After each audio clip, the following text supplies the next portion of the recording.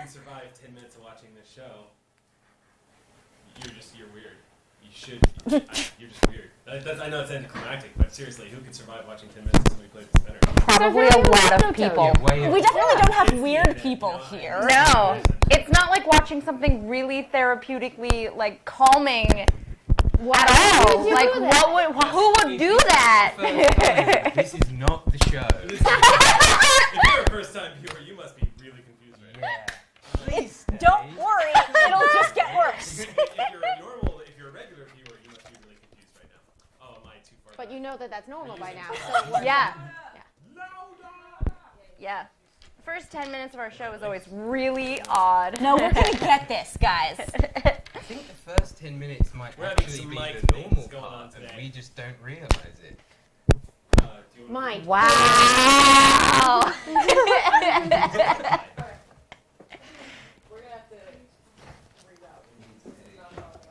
The rest of us are gonna do dancing. Yeah. Well, you Stand by, fix guys. that. We'll be right with y'all. We're just trying to fix that. We had a mic situation this morning. I have we good Yeah, luck that to them now. Are we up though? I always good luck We're them because probably of on. you. Okay. I try. We just get ready to dance. I'm mad at all of you. I Amy's kept- so pumped because Wonder Honestly, Woman. Woman. for a second, I thought you were about to dap, and I was about to be slightly disappointed. Not gonna try it. It's just arms. Just arms. You were out of the theater. How did you know the title of my memoir?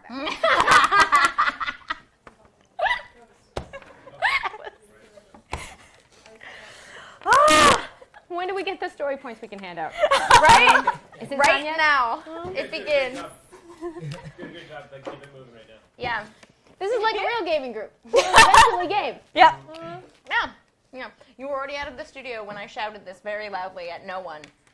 But your hair looks lovely today. Oh, thank you. It, You like- know what? I heard you say your hair looks luminous, and I was like, I want to find out who Gina just said, like, who's got luminous hair? And then I You. forgot to ask. I said voluminous, but I also like luminous. It is glowing against the like gun light. Will you put more pink in it? Glowing What? against Will the you put more gunlight. pink in it? We really Yeah. need- Thank you. Yes. What's Are our you schedules free after? today? Because I have to do my hair too. Because I got some like scaredy cat happening right now. It's so cute. Okay, am I good? Are we back? La da da. Testing. Testing. 1, 2. Testing. Yeah, we're good. I do envy the simplicity. Can everyone hear me? Sam is making like. It is Louder. delightful. Testing, It's the testing. best. 1, 2, 3. After having so much. A little closer to me. Yeah, long hair. Oh, I don't. Oh yeah, we were posting on Twitter. I have Way mermaid closer. hair. Oh, I've seen it. Yeah, I've you've seen seen it. it. But like, yeah, well Never done into a my deep wheels. dive into Sam's Instagram. No. I've done it. It's so fun. Hi, chat.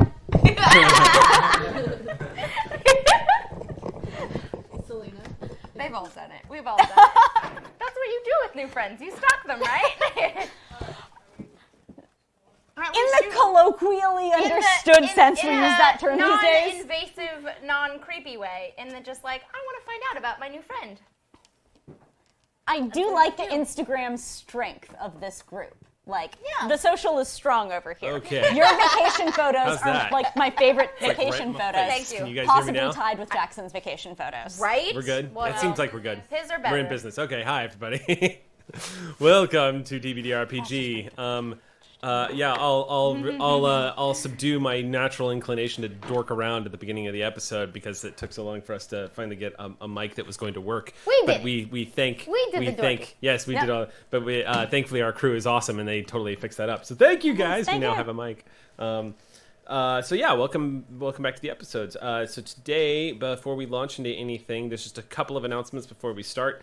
First of all, I was not asked to hawk this, but I've been watching them design this shirt for the past few weeks, and I am super stupid excited about the new Scanlan T-shirt that's up on that's all Metallica fonted. You know what I mean? It's like I'm so so rad, happy. and of course it's got like the. It's very metal. It's got the like Very tour metal. dates on the bottom and stuff like that. So I highly the shirt. It's available in pre-order right now in the stores.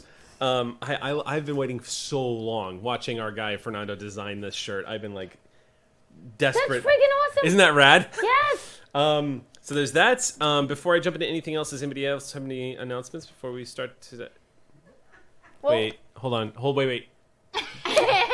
Sam, you look like you wanted to say something. Did you I wanna- do, Eric. I want to say something. Okay, everybody, can we just get yes, Sam? Yes, I have an announcement. Yes. I'm excited. Thank you. I'm glad you got That's- that off your chest. My God, I don't know how you. I don't know how you. Laughing.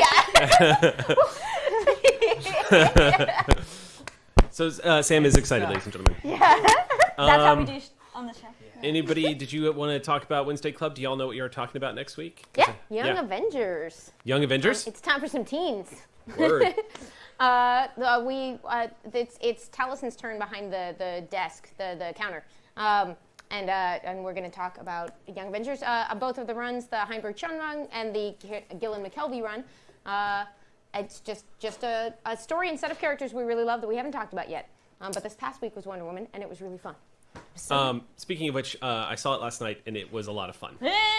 It is. I'm not going to give any spoilers. I will you. just say that thus far, it's my favorite DC movie. Same.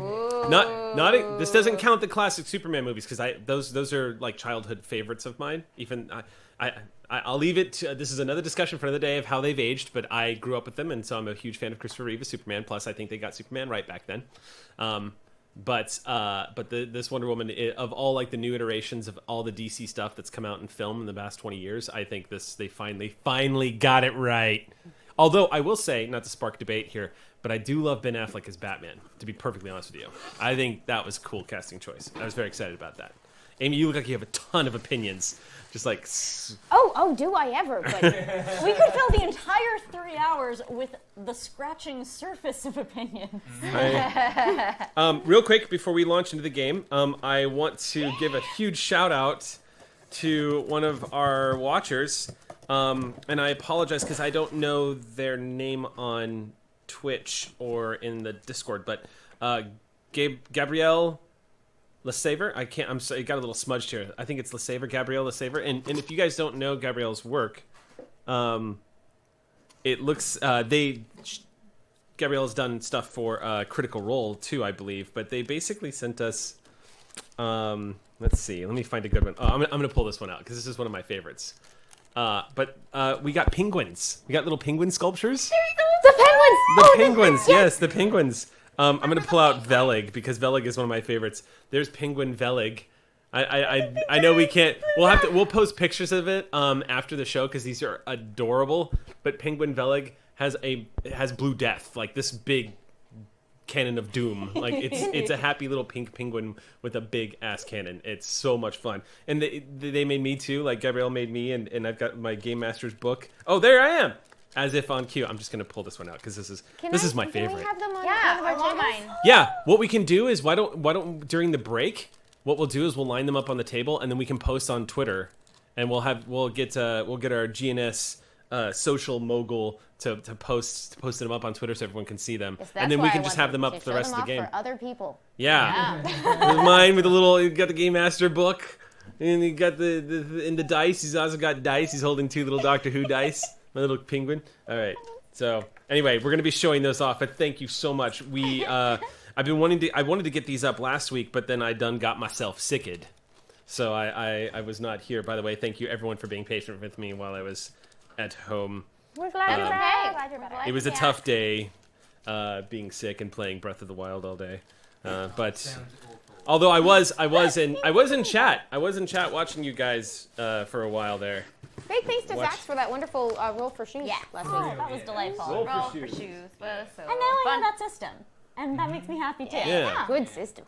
All right, so we're gonna go ahead and just jump in. If you guys, unless y'all have any other announcements. We missed Taliesin this week, but follow his adventures, which are going to be pretty epic this weekend. Yes. Which one is Taliesin?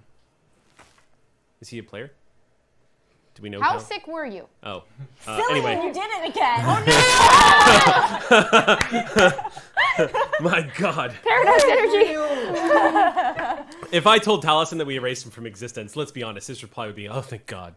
Let me know when I'm back. He's so good I'm gonna go at take a break. distance. That dude is working seriously hard right now. Okay, so let's go ahead and jump in then. We'll do a quick recap. So last week we finally, miracle of miracles, we finally wrapped up the Christmas episode. We had Christmas dinner It was a lot of fun. I guess your characters. You guys finally had a moment to chill. I'm not sure that you really had a chill episode since the episode where you guys all hung out in a bar. But if I remember correctly, that didn't last very long either. Yeah. Yeah. Oh yeah. Forgot about That was ages We ago. spent like 30 minutes trying to figure out how to steal the drink. Yeah. Yeah. How to not pay. I'm not gonna or lie. Steal it from someone Yeah. or put it on someone else's tab. I was trying to figure out how to not steal them. We story pointed for it. Oh Ultimately. think yeah, you that's story right. You pointed found for it. money or someone Yeah. found money. I think some pirate coins or something. I don't know. Yeah. But Yeah. yeah. We had to That's- story point our way out of paying for drinks. That game made me feel like I was home again. Like, oh yeah, this is a gaming group, all right. Like, like naturally they're trying to steal drinks from the bartender. There's a great meme. I'm just gonna say this real quick. There's a great D&D meme that shows this massive city that's surrounded by a wall, and underneath it reads, "Huge, safe, secure city. PCs decide to camp outside." Totally true. Totally true.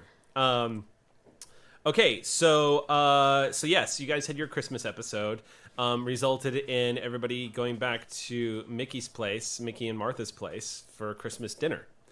For the most part, it wasn't a game filled with revelation so much as it was long overdue re-encountering old friends, which is what Christmas should be. Although there was some bizarre stuff going on with Velig and the grandmother. Mickey's... So again, Christmas. So again, Christmas. This is what I Weird how I think relative Christmas stuff. works. Grandmother decided to take a liking to the potato. Weird To the relationship. potato He's of got death. a way with human women, and I'm confused by it, but he's so delightful. I support him. Yeah. We had a couple of fun encounters. John, who is of course the half-time Lord incarnation of Doctor Number 10, in this reality, was told that Taliesin was the master and promptly lost his shit. Which he Appropriate damn well reaction. should, yes. Appropriate reaction. Let's see. Got drunk several times. Who just Yes. like so drunk, y'all. Rocco learned that they could imbibe alcohol. They could get drunk, immediately sober up, and get drunk again, which is kind of which made a lot of people jealous. Stay tuned. Stay tuned. We'll see how that one develops. Yes, interesting effects on alien biology that was quite enjoyable. Let's see what else went down. There's a lot of conversation, a lot of reveals. I think reveals with So He gave us presents like thought- the. that's right, presents. Taliesin. You guys remember The your master presents? decided to give presents. I remember your present. I remember my present. What was your present? I'm excited. Yes. Yeah. It's a mouse inside of a cage. Right. And he said, part 2 of your present, don't panic. Oh yes, I know what it is. He told me what it was. Yeah. So and pretty much all was going well, of course, until the end of the Christmas dinner, when all of a sudden it was revealed that another paradox gap had taken place. There had been another another like discrepancy in the continuity of the universe, and someone had been erased. One major player had been erased. One major personality who has made Amy very disgruntled. But yes, Sarah Jane, who was in charge of UNIT, has ceased to be. And Kate Lethbridge Stewart is and has always been in charge of UNIT, apparently. So that revelation came to be. Also, at the end of the episode, if you remember, right before we cut away, there was a knock at the door in which the doctor went and answered, and as the door opened, a temporal guard, looking bloodied and beaten, was standing in the doorway asking for the doctor, and when the doctor said, "Yes, it's me," he replied, "Thank God," and fell into the doorway unconscious. And that is where we are picking up. Right now, the room is in kind of a hushed, shocked silence as one of the most lethal adversaries that this group has ever encountered is collapsed in the doorway here at Christmas dinner. So a few minutes ago, everyone was opening their Christmas crackers. Is that what they're called again, Duncan? Christmas crackers, and passing them around and confetti, and it was good times. And then now this. Doctor, where are you standing? Did this temporal guard fall into your arms, or did they just fall into the door? Like, who answered the door, I guess, should be a more specific. I think the doctor did, right? Yeah. This temporal guard, he's about 6 feet tall. He looks warrior built, so to speak. Do you know what I mean? Somebody who has clearly done a lot of running, jumping, climbing, shooting guns, that sort of thing, as Eddie Izzard would say. So this guy looks like he's very active as a warrior type character. Do you know what I mean? He's very, very well built, very heavy. The armor fits him very well.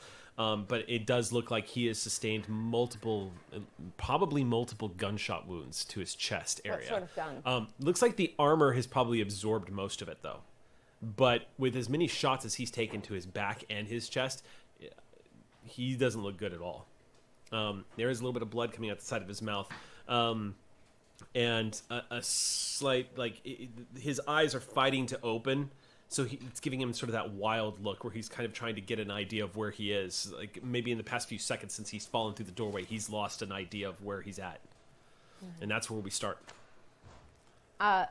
His arms are just kind of like he's kind of grabbing your sleeve of your coat for a second and just. It's all right. Everyone, clear the area if you could. Can anyone assist me with a medical intervention here? Martha's upstairs asleep. Right, could someone go get her? Right, I'll try to stabilize the bleeding. I'll go and get Martha then. Thank you. Okay, so you're I gonna. want to do the force field thing that I did for Meat Stick. Oh, it doesn't look like there's any holes in him. Oh, is it just what? Is it? It looks like from first glance, looking at his armor, it looks like a lot of the shots that he's taken. And as you're getting closer to examine him, you notice that he's taken. He must have outrun a firing squad because he's got scorch marks all over his armor. No bleeding, just burns.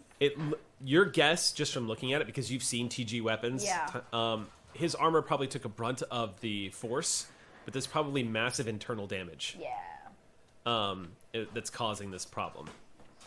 Oh. So there's no outward bleeding, but he looks like he's been smacked up really good.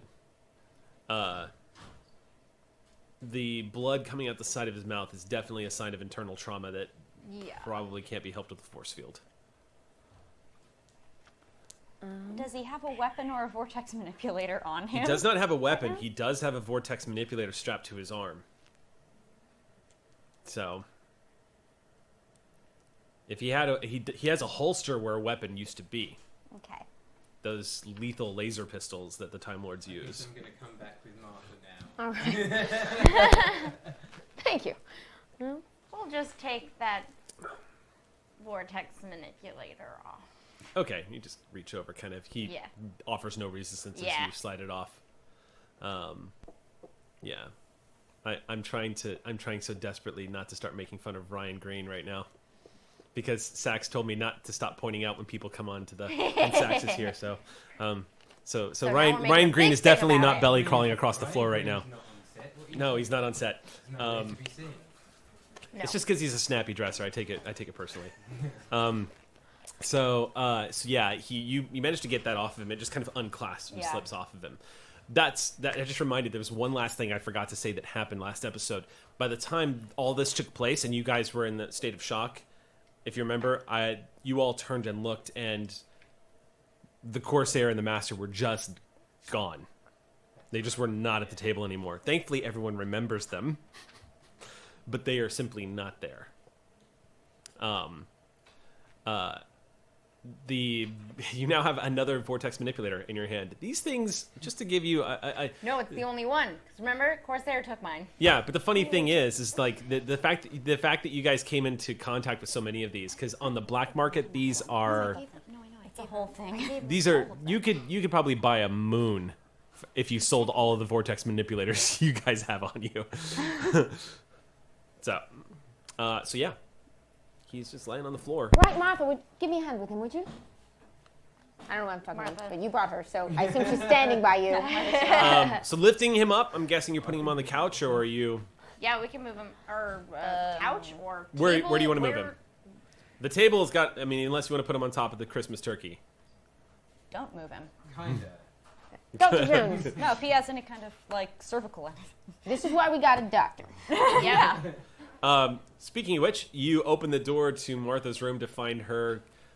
It looks like she walked into the room and grabbed a pillow and went fetal next to it and promptly fell asleep. Yeah. She looks adorable and quite drunk Yes. as she's sleeping. Martha. Sorry, but we've got a problem downstairs. Just tell him to use the carpet cleaner. Not that sort of problem. There's a guy downstairs. He's hurt. We need your help. She literally does this. She goes, Yeah, I know. and she sits up. I'm sorry. We've all been there. She sits up and just, give me a minute. Merry Christmas, right? Yeah. Yeah, I'm sorry. And then she slowly gets up and she's just like, which one of you, what were you doing? Were you standing on a chair or something? No, he just showed up at the door and he looks like he's in pretty bad shape and none of us know what to do. Either she's taking this very well or she's barely hearing you, but she just kind of moves on. Yeah. Yeah. Yeah. it's that And one. so she leans on you as she walks down the stairs. You managed to get him, are you just laying him out on the floor or were you going to move him? Not moving. Not moving him. Rocco feels bad about moving him. Understand. I Nope. assume We're getting Martha the- would point out Yeah. that if there's the possibility of cervical or cerebral damage, maybe you want to get Let's him just checked jostle him out around a bit. little Like, bit let's find the before you move problem. him. Let's just keep moving him, and if we hear cracking sounds, we'll know that's where it is. But Rocco doesn't know that, so I Right. assume it's Martha who knows. Right. So Martha comes down the stairs. Mickey moves over to her and starts talking to her. It looks like he's trying to explain to her what's going on. And she's listening to him, and you see she's starting to like the news that there's a TG here sobers her up rather quickly. And you see her, she goes, "What?" And then she goes, "Mickey, what am I? Oh no!" And then Mickey leads her over, and he again, you see his eyes. He's kind of trying to find out where he is. Can you hear me? And when you say, "Can you hear me?" you hear the thunderous voice of a Centauran who is walking out of the TARDIS, I believe. It went back into the TARDIS with K9. And yes, indeed. Can you hear me? Is what you hear when all of a sudden stomping into the room. Bah! Bah, I say! I am angry and not merely doing an impression of a sheep. Shattering. Hello. Yeah, an excellent It sheep is impression. terrible, Doctor. I have decided to become an inventor, and I wanted to invent a steam-powered Father Christmas as a gift to you. That's quite thoughtful. It was not thoughtful. It explo ho ho ho did. Thought that counts, really, though. We've got a bit of a situation here, but please It don't. explo ho ho ho did. Is it all right in there? Well, except for the explo ho ho hotion. Right, well done. Thank you. You are welcome. Ah, working on smiles. Coming along quite nicely. Thank you. Velig, it's at that point where you notice that there is a temporal guard laying on the floor. Whoa! just laying unconscious on the ground. One of these vicious Time Lord zealots just lying unconscious. Looks like he's been in battle. Looks like he's been shot to hell. Still, I say unconscious, but he's flailing about like he's trying to find out where he is, but he's clearly not coherent. Please don't hurt this man. It was not my intention to hurt him. Just clarifying. He appears to need our help. Indeed, that is what we provide. I have learned by being with my friend, the Doctor. We do not hurt people.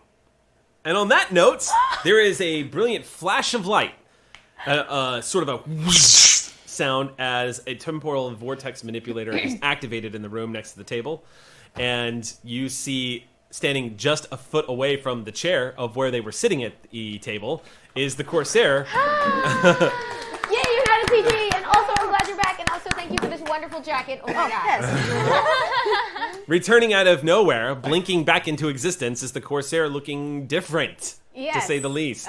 She's wearing a completely different outfit. She has a black coat on now, sort of like blacks and browns. She has a belt with pouches. She is holding a sack with something sizable in it. And How many weapons are visible? Just the same ones that she had before, which How is many of them four. are visible? Well, actually, the belt probably has like she probably acquired enough holsters for the many guns she has. And a bandolier. And she holds one ultimate weapon in her hand that can destroy sanity. And she presents it to all of you. No. All right. And it's just, if she sees the TG on the floor right away, she's pulling a blast. Yeah, there's Right now, he's a disarmed. He's hurt. He's come to us for help. Are you all right? I was gone for 5 minutes and you adopted another one? This one sort of found us. Martha. He just Where have you showed up gone? here, Where's honestly. the master? We went on a shopping trip. I think he's off trying to find Rassilon now. Just figured Like you do. multiple fronts might be a better move, and he's sort of an agent of chaos at the moment. Seemed wise to let him go do whatever. I love that. He's sort of an agent of chaos at the moment. We just let him go do master things, you know. You're It'll the be one who fine. brought him back. I did do that. I will have done that? Yeah. Right. Doctor, shouldn't we be a bit concerned that a TG knew that they could find you here? Yes, and whether there might be more coming. Yeah. You might Rocco. want to relocate. Rocco, I need you to make a roll. Is it an awareness resolve check by chance? Maybe.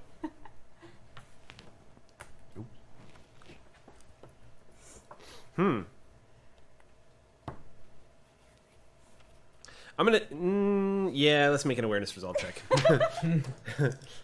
It's just such a useful. Tell me what you get. 20. Okay. You recognize this man. You've spent a few moments looking at him as you see Martha squat down next to him and start looking frantic as she's fighting her own intoxication to actually give medical care to somebody. But you hear her voicing her frustrations to Mickey, like I can't, like I can't. There's only so much I can do. Like Mickey, I'm seriously drunk. I cannot help this man. And like she's like taking his pulse and whatnot. And you hear her comment. He's I can't read his pulse. There's too many heartbeats, and she looks really frustrated. And you've seen him before, when you were imprisoned on Gallifrey. You've seen this man before. You don't think he's an enemy. There's something about him. You can't put your finger on it, but you don't think he's an enemy. I look at everyone else who's busy and Finn, make a roll. Same roll. What was it again? It's a resolve. It's a awareness plus resolve. Okay. Tell me what you get. 14. No, but you don't recognize him, but you see that Rocco is might.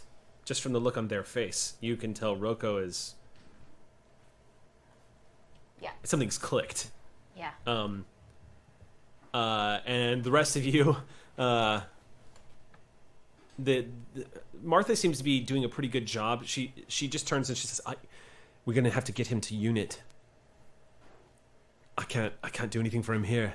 Right. Is it safe to move him into the TARDIS?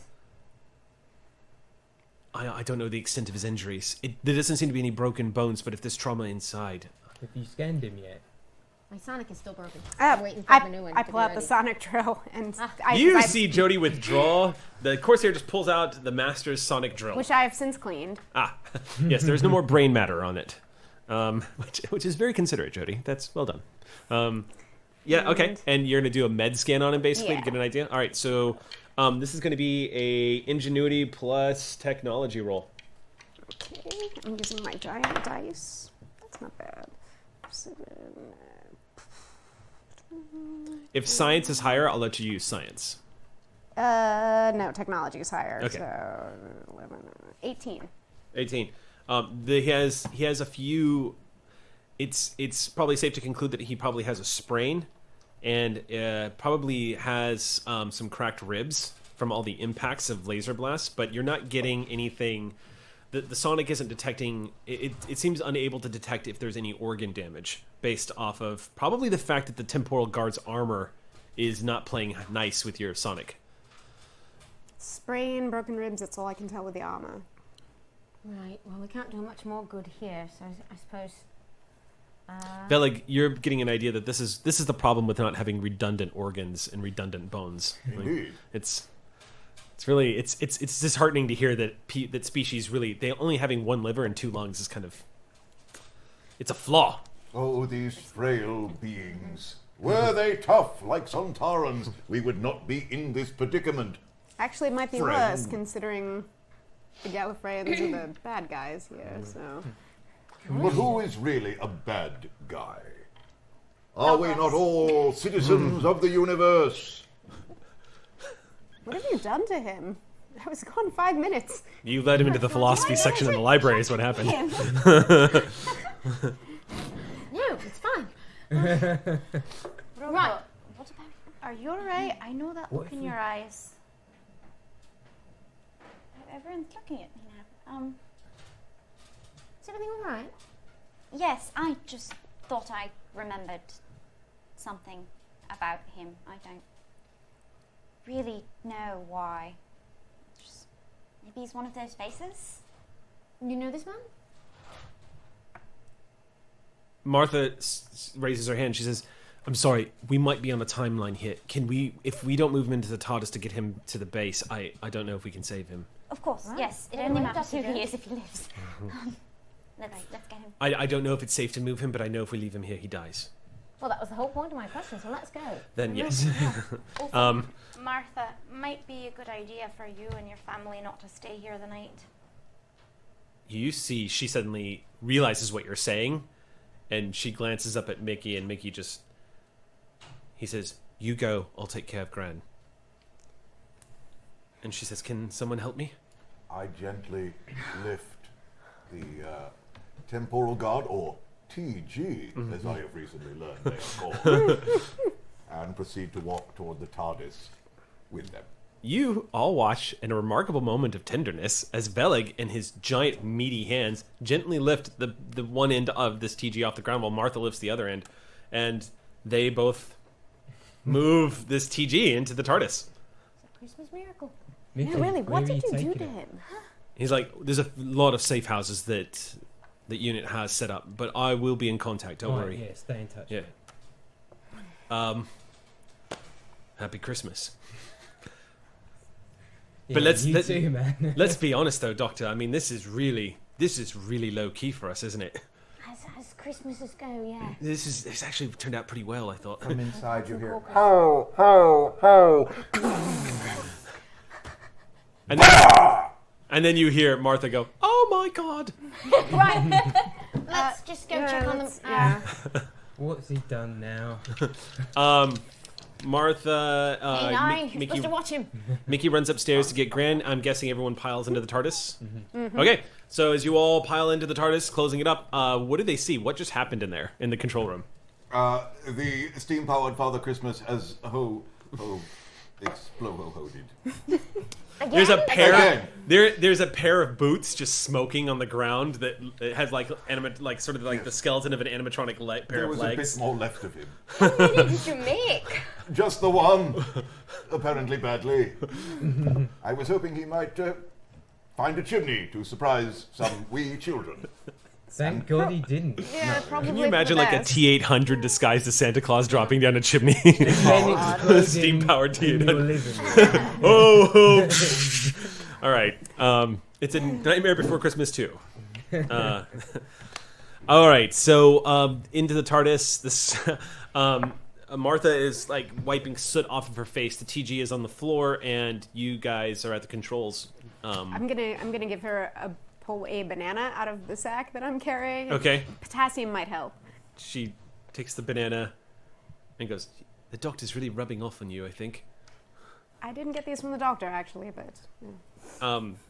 And I'm guessing you guys go to unit? Yeah. You just power this mofo up. All right. You hit down the control panel, slide over the lever, and again, as always, that comforting, wheezing, grinding sound of the TARDIS as it begins to kick into gear. And just moments later, you hear the as it arrives at its destination, the hangar of Unit. You guys were here just 6 hours ago or so, having a whole other adventure that was fun. So as the doors open, you see a couple of Unit guard members come rushing down out of the corridor. As you all know, the one that leads into the greater area of the Unit base. They come rushing out, not hostile. They see the TARDIS arriving again, and so they're immediately rushing over to see if everything's okay. You're kind of used to this at this point, but as you come out carrying this temporal guard, guns go up immediately. No fingers on triggers, but it looks like everyone immediately assumes a defensive position. One of the head members of Unit, as you come out with this guy, he steps forward and goes, "What's the story, Doctor?" This TG actually needs our help. I think it may be an ally. It's been disarmed, but it's a medical emergency. Martha comes out and she's like, "Take him immediately to the medical bay." And, "Ma'am." Listen to Dr. Jones. And they follow her orders to the letter as they rush over. They bring, it takes just a few moments, clearly soldier trained. They come running out with... Gurney? Thank you, yes. and lift him up very gently and put him on that. They put a brace around his neck and they all lift him up. It's super efficient. And they rush him into the hallway and towards the med bay. Martha's following right behind. One of the Unit's members that came in and greeted you all says, "Ma'am, do I need to contact the director?" Director, I think you'd better, yeah. "Yes, ma'am." Martha, let us know if he's able to talk, please. Martha gives you the thumbs up as the doors close behind her, and he gets on his mic and says, "We need to get contact with the director immediately. The doctor's here again." "Yes, again." Happy Christmas. Sorry. All right, so we're going to go ahead and cut to the med bay. All of you guys are kind of crowded in here. It's big enough for everyone. Velig does kind of take up 2 people, but you guys are... I have to ask, are you still dressed as Santa? No, I've put my armor on. Oh, okay. I was, creating the... Oh, okay. Yeah, that's important to have when you're going to create something that could explode. So Velig's in full Sontaran battle armor. And a few moments pass as y'all are sitting there, and the scene opens with the doors swinging open, and Kate Lethbridge Stewart walks through the door looking severe. And she approaches and she says, "What's the situation now, Doctor?" She just walks up, talking to everybody like she's always... Now, everybody who's not from another reality, this is who you've always been talking to. Mm-hmm. Duncan, Amy, here's Kate. He was dead. Now, here she stands. What's the situation now, Doctor? Whoa! Oh, that's right. You also... Are you from this... No, you're not from this reality. You are also not from this reality. Wait. Oh. You're from Isn't our that, reality? isn't that right? Wait. Let's wait, quick are you? recap because we haven't asked this question in a while. Velig was in the reality beast with you guys. But so was Rocco. Yeah. But Roko's there's a discrepancy with Rocco that we haven't really gotten into. Right? What's that? Rocco was sucked into space. Rocco was apparently sucked into space at the end of that. Yes. Right. Yes, but I also started on the ship, but there's a whole thing about it. There's a It's discrepancy. Timey and wimey. It's and very really timey-wimey. confusing. I've actually there's going to be an explanation to that, but right now the only I believe Velig is actually from the other reality. Okay. Because he started because Yeah. Velig started with you guys in the reality beast at the very Right. beginning. I thought he was from Right. like a In the third ship. reality, maybe, And because it then I doesn't had to seem get like my he's shoulder had the same dislocated to get paradox out. energy stuff that the Doctor and Cillian had. It's possible because there's been so much popping in and out. It's been difficult to keep track of, but in this particular instance, this will be the first time that Velig has actually encountered a paradox contradiction because of Velig's coming and going. So this will be the first time that Velig, you've seen somebody suddenly shift like this. Well, then, I repeat. Whoa! Yeah. You all right? He's friendly and decent. It was like a cartoon a reaction of character. surprise. Okay. Billy, it's cool. Just roll with it. She's Oh, good. She's indeed. good. He gets on the ground and starts rolling. Is this better? K9 comes Actually, sliding into the yes. room and just Yes, starts it is. watching you roll and just kind of like slides with you left and right as you're rolling on the ground. It sounds like someone's rolling a bin of trash cans over and over that's got weights in them. Right. Martha glances back and Kate says, It is good to see you. "It's good to see you too, as always, Doctor. What is the story here?" And she points at the TG that's in the med bay. I don't know how he found us at Martha's, but he seems to need our help. Where do we know him from? Yeah, we don't know much. He just appeared on the doorstep at Martha's But I place, can't and remember. here we are. I don't He's recognize seeking him. out a knot with hostile intent. I thought He's maybe unarmed we- without a vortex manipulator, then he's not a danger to us, at least at the moment. We need to make sure that he has been scanned or He's got it. possibly surgically probed to make sure he has no It's implants. vortex manipulator. And Yes, I do. we've recently learned the temporal guards have been altered in some frankly horrifying ways. So we need to know if this one... Scan his brain, please. She nods and I says, really need my Doctor, back. and she says, Doctor, and the two of you are like, and Martha goes, Martha's fine for right now, I think. And she goes over to the to one of the computer consoles. You see her position this device, kind of swings over the top of the bed, and she latches it down, and with the help of a few of her assistants, it looks like it comes like forks off to the side and latches down to the sides of the bed, and you can see it kind of extends. There's a scanner that just kind of slides back and forth. She sets this whole thing up in just a few moments, then moves over to the computer and begins running a scan. Again, another demonstration of technology that's a little past human tech level. So quaint. But she begins to run. She begins to run her scan, and it takes only a few moments. But you are detecting from the scan, you can all visibly see signs of internal trauma. That and a lot of it looks, just from with your expertise, Doctor, seeing this, a lot of it looks like it's probably old. This Gallifreyan has probably endured a lot of trauma over the course of his life. But the stuff that's more recent does look... Has he been harvested? Doesn't look like he's been harvested. But I would say if you want to make a... I do believe there is. If you want to just take a cursory glance, you might have a better idea of Gallifreyan physiology than Martha here. So if you want to do an ingenuity medicine roll... Yeah. I bet it's squelching. My God. An ingenuity medicine roll. We haven't done one of those in a while. That's usually strength medicine with us. 21. 21. No, he hasn't been harvested. From the looks of it, it looks like he's probably been wounded in battle multiple times. And the wounds he has sustained right now look life-threatening. You're not 100% sure, just looking at the scan, you're not 100% sure Martha is going to be able to do anything for him except for make him very comfortable before he goes. Any trace of regeneration energy? That is a little trickier. To find traces of regeneration energy, you're probably going to need the TARDIS. Or you could probably scan with your Sonic, When's but then it you would need ready? you would need the TARDIS. What was that? When will my Sonic be ready? Ooh, let's roll for that. All right. I'm going to roll for that. I forgot that. We'll just like... The TARDIS just throws it out the doors at you. Just launches. She would. We need Veleg to create a sonic gun that just launches sonic screwdrivers. And like, Give him ideas. scientific instruments for everyone. Ah! That's kind of adorable. That is the third librarian. First librarian. First librarian of the TARDIS, thank you. Probably very soon, I would say. Right. Very soon. Because it's not just creating the Sonic, it's uploading all of the software into the Sonic, Right. including any previous softwares that were running. Patching the Sonic.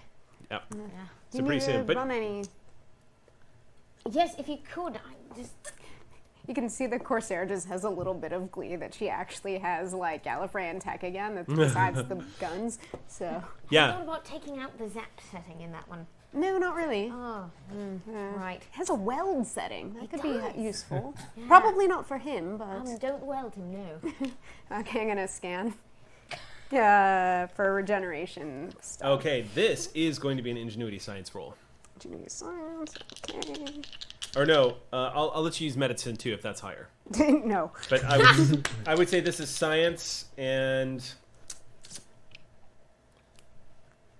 But I will let you use Tech Adept if you've got it. I do not have that. Oh. That's not great. 15. 15? Yeah. You're not used to the Sonic's drill. And as you're scanning over it, it handles differently, it scans differently. You're not sure if you're just not being precise enough with it, but it's not giving you the information you're looking for. It's telling you basically the same stuff that a lesser version of what you're seeing on the scanner right now. Yeah. Bit out of practice, sorry. It's all right. Brand new Sonic takes some getting used to. Why did you have it? I just didn't give it back. Right. Bit of a danger, isn't it? It's very interesting. Anything else you need to share with the class? He almost apologized. Not quite, but he almost got there. I think, not regret really, but I don't know. It's very strange. Corsair, I'm sorry I didn't harvest more of your organs. I apologize. It's not that you're not special to me. It just didn't quite come back right. It's fascinating, really. It's always fascinating to meet him with a new face. This one, I think, more so than most. Do you have any way to contact him? He's just out in the world? Yeah, I don't actually know if I have a way to contact him. I can text him. Right, I suppose we should table this for the future. Yeah. And it's actually at that point where you hear, "Where's the doctor? I have to speak to the doctor." Right, hello, yes, I'm here. You lean forward. The TG, now that his helmet is off. Still waiting for you to tell me whether he's friendly or not, but he seems friendly. Well, as his helmet, a TG medical attention. you see. That's unusual enough that I assume he's friendly. Right, no. I'm just, like, if you have backstory, like, maybe he's a jailer who had a turn of heart, or maybe he's, like, been on your side the whole time. I'm just giving you a lot of significant glances. If I had a moment, I'll check. I mean, I was actually about to ask whether he's conscious enough to... He looks like he is conscious enough. You might have to... You might have to talk to him directly. He's currently you see him. He's like, get this off me, and he starts trying to get his helmet off. And Wait, his helmet is still on? yes, They put the I neck thought we brace could on without see. taking the helmet off? yeah, the helmet does not connect to his shoulders at all. Okay. It's literally Like a motorcycle. think of it. It's almost like a skull cap. Think of it like it basically. The way I'm picturing it is like the top upper half of Iron Man's armor. Okay. Basically, so Oh. it wraps over the top and just protects the vital parts of his RoboCop? head. I'm not Sort of like RoboCop. Yeah. Okay. I'm not trying to take anything for granted about is any chance pulling that helmet off kills him? No. All right. No, he's okay. literally just trying to get it off right now. TG's a... Yeah. Martha says you can take this off. Right, yes, all right. They just didn't want to remove anything until they knew that nothing was His going to. entire brain comes recognize off. him the if I helmet. couldn't see the top half of his face. You can see the top half of his face. It's literally Yeah, only it's covering here. the That's top why, half of his when head. he said you can see his eyes, I was like, oh, he's not wearing a helmet then. But it's just Yeah. here. So this is let me hard clarify because I didn't clarify. So temporal guard, like any kind of elite guard, their uniforms vary upon their ranking. Right. So think of it like a centurion.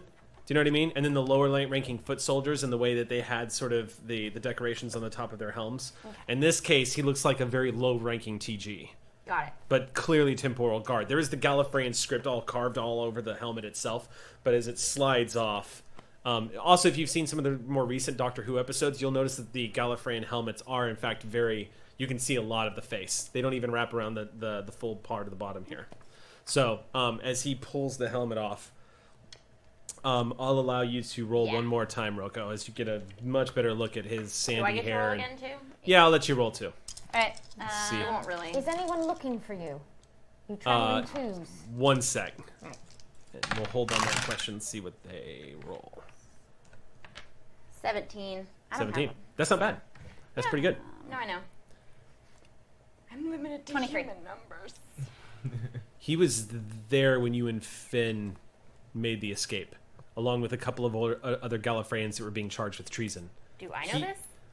He's starting to look familiar to you when he takes the helmet off. Yeah. But Finn, you recognize that you think Rocco. you can't put your finger on it, but you think this is not a TG. Do I remember what happened to those people in the jailbreak? A lot of people ran in multiple directions. A lot of chaos ensued because the jailbreak basically opened up. When that happened, thinking back, hearing the shouts, you're hearing the shouts, the screams, the gunfire as all hell broke loose. Gallifreyan's dogpiling temporal guard and getting sucked away into the temporal vortex. You're remembering those moments. There was so much chaos happening. But you do remember seeing some members of the temporal guard, you assumed members of the resistance perhaps, that were leading prisoners away and covering them as they were trying to escape. It's possible you think he was there. We do know him. Yes, Finn. I think he was one of the ones that helped us in the jailbreak. It was 11 years ago. Ooh. Are you with the resistance? I see it now. He says, yes. Right, I'm glad we found you. You found us? How did you find us? Been looking. And he holds up a small, as he goes into his belt, guns. Everybody trains their weapons on Right, him. hold up. Kate says, no. Lower your weapons. And everyone starts to put their weapons down. And he, sliding out of a concealed compartment in his belt, down near where his holster was, you see a small, it's a disc about this large, pretty thick, and he activates it, and you see a globe appear. Like, you just see sort of like these I almost want to say holographic lines kind of stretch out into like a globe, and it begins to fill in, and you see Gallifreyan script, and then all of a sudden it just becomes more solid. Earth, And Gallifrey, something you else? recognize this is a data globe that sometimes that Time Lords will use to store vast quantities of data. Right. And the globe itself actually can be transported. It's almost like think of it almost like the way I'm picturing it. And for those of you who don't get this reference, I apologize. But think of like the Omni tools in Mass Effect that are sort of interactable. They're interactive like projections, so to speak, but they actually have physical quality that you can interact with them. This data globe is essentially the same thing, and it can plug directly into your TARDIS. What is this? What have you brought us? The last breach is a trap. I had to get to you to let you know. Thank you. Set by whom? He grabs your arm, and he says, Rassilon knows. He knows about you. He knows what you're doing. He doesn't know what we're going to do. He just nods and says, the last breach is in the center of a planet. We were trying to help you get as much information as we could before we got this to you. But the temporal guard finally uncovered me. I'm sorry I couldn't do more, but there's information on the globe that'll help you. What you've done is extraordinary. Thank you. He leans back in the bed and he just kind of is catching his breath. Like, that took a lot out of him just to say all of that. Martha leans over and she goes, I can try to make him comfortable, but I don't know if there's much I can do. And when she says that, the director goes, Martha, are you drunk? And Martha says, no, yes, ma'am. Director, we pressed her into service a bit unexpectedly.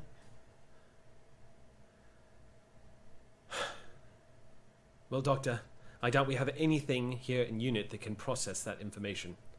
But I would ask that you share it with us when you're done seeing it. Of course. Let's see what we can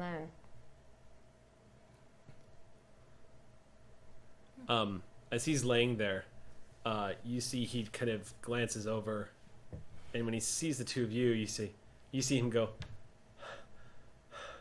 He doesn't look like he has the strength to say anything, but upon the sight of the two of you, you just see him brighten a little bit. Mm-hmm. You did it. And he nods to the two of you. Thank you.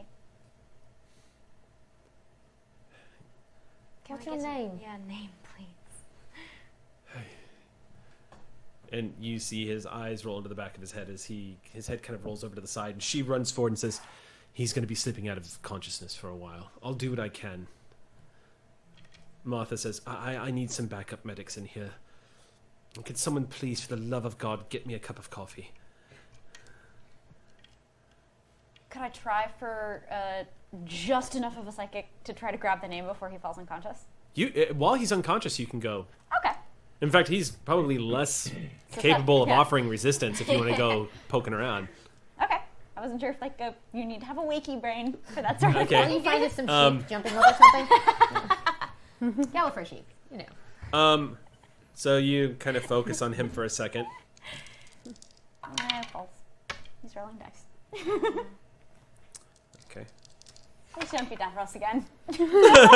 Everyone is You just appear, Davros is eating McDonald's, and hey, here we are again, eh? Yeah. How do we keep running into each other like Davros this? is like running through, skipping through a field. You show up. Oh, I mean. Evil, and everything evil. turns dark.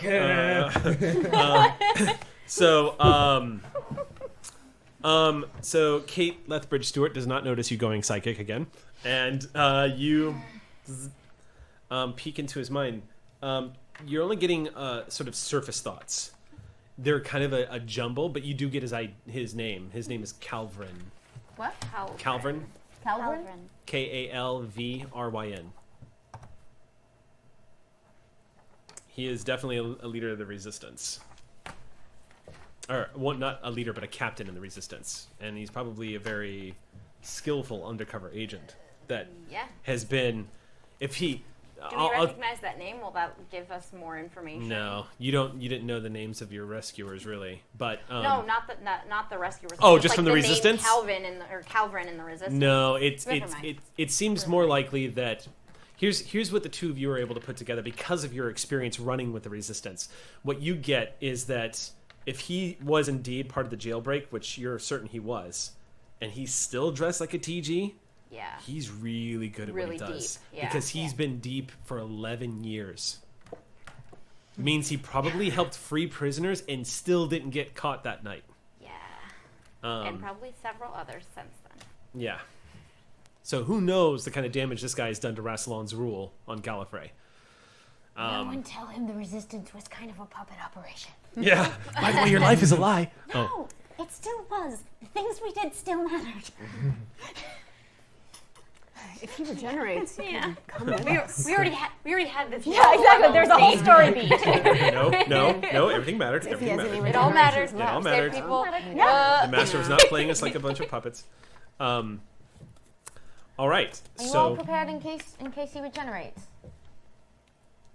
you see Kate, she kind of lightens up and it's like, oh, I hadn't considered that. So she kind of like looks over at him and says, we can be prepared for that, yes. Might want to move the sensitive equipment to another room. Definitely. We'll be prepared for it if it's necessary. Good to have another ally. Shall we find out what waits for us in the center of some planet? Yeah. I want to see what's on there. So we're just walking into a trap. Well, we're going to look at it first, and then maybe. Can we look and not just be in the trap? How? Let's find out what's on this disc. All right, so Why do everyone we goes not back walk into the into the TARDIS. trap? Velik picks himself up off the floor. The canine follows. You guys make your way back into the TARDIS control room, in its big, glowy, beautiful blue Gallifreyan glory. And as you move over to the TARDIS console, upon the approach of this globe into the proximity of the console, it's almost like the TARDIS and this globe respond to each other, and you see it, and it just nestles down on one of the console like divot areas where, Right, there you go. and it's just waiting for you to access it. Let's see what we see. Bleep, bleep. The moment you activate it, the TARDIS immediately identifies that something close to like 98% of the data on this globe is all junk data. Like it's, it looks like it's deliberately designed to throw off people who weren't supposed to have access to it. So it looks like a globe, a data globe like this that can store information can store incredible amounts of information. Gallifreyan levels of information. This particular globe has a few data findings from the Resistance, along with the location of the final breach, which actually lines up perfectly with what you got, except for this actually has the exact... remember how every time you've gone to the breach, you've kind of had to look for it? Right. And then you gotta scan around and find it? This one tells you exactly where this mother effer is. The center of which planet? Okay. Holy Taurus. hell, I prepared for the game today, guys. What's that all about? We're doomed. So here's something that's rather amazing to learn. But according to this, the Resistance, a lot of the Gallifreyans that are in the Resistance have started to come to the conclusion that sealing of the breaches is starting to cause a change in the makeup of the universe. Data globes are interesting. Gallifreyan data globes are used specifically to protect them from alterations in the timeline. So this data globe, using a lot of the information that the Gallifreyans have had access to in the past, by being able to keep themselves in line with... Because basically Gallifreyan tech allows them to keep data spheres in their own pocket time stream, so that they can constantly and objectively store information no matter what happens in the universe. And using some of the information that they've captured through a lot... It looks like this guy, Calvin, is probably doing a lot of undercover work, but what you discover is that the universe is starting to heal. That the closing of the paradoxes has started to right the universe. But more than just right it, it's not just causing stability, and it's not just stopping the contradictions, but it's starting to actually reverse the effects of the paradox. And things are starting to reverse back to the way they were supposed to be in this universe. Which means it's entirely possible that Sarah Jane is gone forever. It's entirely possible that a lot of the things that have happened have been irrevocably reversed for the sake of the universe's continuity. Well, it's also possible that Sarah Jane was the paradox, right? That's very true, Right. too. Could be that Kate is actually the discrepancy, and that Sarah Jane is the original. Other But way. what? Yeah. But Yeah, what's that's- that? Other way, you mean? Yeah, it could Scratch be. that, reverse it? Yeah, scratch that, reverse it. But basically, what you're getting from the sphere, this piece of data, is that you're in for another upheaval. Except for this time, the pendulum is swinging towards the correct direction. But it does mean that you guys might be in for another huge change in the timeline. It also tells you that the breach has been discovered on... Oh, this is where it gets fun. The breach has been discovered on a planet called Gulhoki. Gulhoki. Yep. Oh, Gull Hokey. I'm so glad G-U-L? you started this episode like this earlier. Gulhokie. Gulhoki. Yup. Have I been to any version of it? No.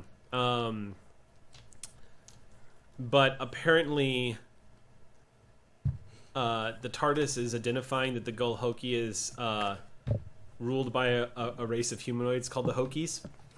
They make great barbecue. They're an interesting race. They're you've I wouldn't say you've encountered them, but you know of them from the vast network of What do I know? Should I roll? Sure, go ahead and make a roll. I would say this would be a... Knowledge ingenuity? Yes, knowledge ingenuity. If you guys ever play Doctor Who RPG, you'll be rolling those things quite often. Mm-hmm. All right, knowledge ingenuity. Nice. 24. 24, yes. Yes, so the Hokies are an interesting race. They stand usually at about 4 feet tall. They look human, except for they have an extra pair of arms. And something that's very particular and something that's very interesting about the Hokies is they have very bulky torsos. And everything they say and do sounds like they're always incredibly pissed off. So you'll be our ambassador. Yeah. It's everything that comes out of their mouth, even when they're wishing you well, sounds like they're threatening your life. And so they've become very insular. They don't have a lot of diplomatic relations as a result of this. They gonna- do, however, they are, however, known for having sort of like one of the mini Swiss banks of the universe. A place.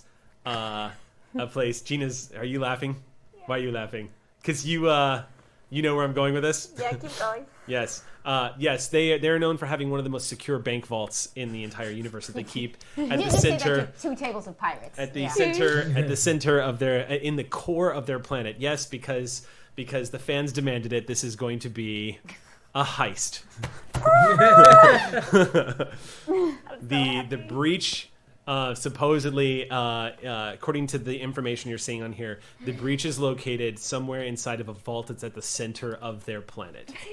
So this is No, going to we've get woken a up there bit before. Gringotty. That's originally why I was laughing. I wrote this up. Yeah, I was like, huh. I'm ripping off. No, I'm just gonna keep going. Just gonna keep going. Yeah. I'm so happy. Yes. And it does give a contact of somebody who can actually get you in and out of the vaults. What does it say about the trap part of this trap? It looks like the trap into itself would have been trying to get in, because if you had taken the TARDIS to the vaults, the TARDIS would have been expelled, just like if you were trying to get into UNIT. How did the TARDIS know to detour us from going to this? I'm just gonna ask, how did you know? It's very clever. Sorry, I was laughing because Duncan's phone just buzzed. It was like the TARDIS was answering. How did you know?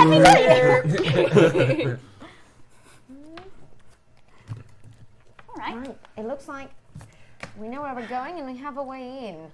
You have a name to somebody who can get you in. And that name is... That name is Dorium Moldavar. Dorium?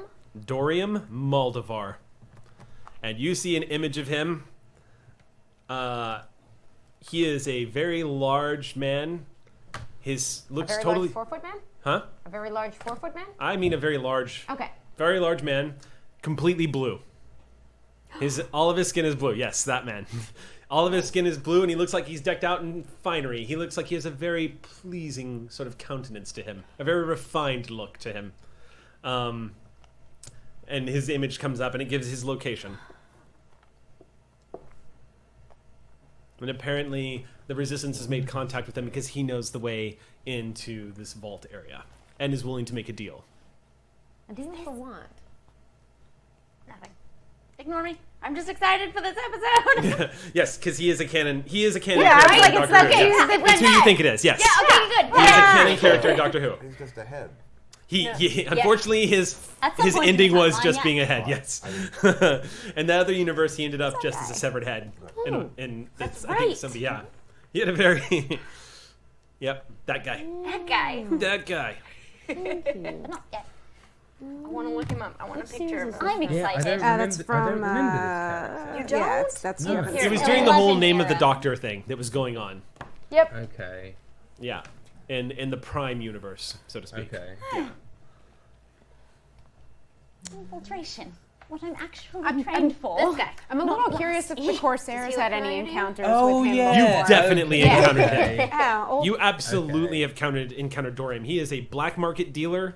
He is I've very probably pleasant. fenced some stuff Yeah. with him. Yes, he is for all intents and purposes like your typical. He is the mud of Doctor Who. Little less jovial, much more refined.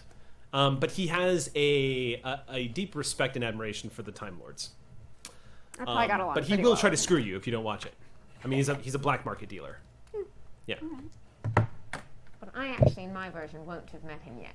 I'm not sure if I think the It might not Doctor. have been the first time. I think the Doctor. I think in the other Do I universe. greet him as an old friend, or do I... I think you. So from what I understand, even though he wasn't introduced until this particular section of the episodes where it was the Matt Smith episodes, I believe, where he was trying to find the name of the Doctor. But from what I understand, Dorium goes back with the Doctor. Dorium knows the Doctor. Right. Oh, what are the odds?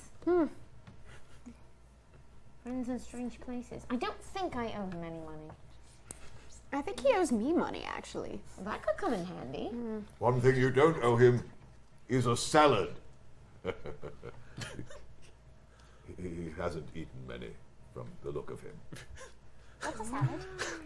Okay, then. I do appreciate your jokes. I had to think about that one for a second. It's a thinker. Where is he going with that?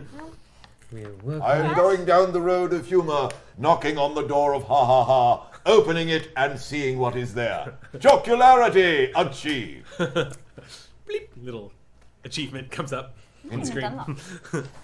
I think he made more sense when he wanted to kill everything. Yeah, but this is so much fun. You really never know what he's going to say. So we are going there. Anyone want to break into a bank? Oh, always. It's been a while.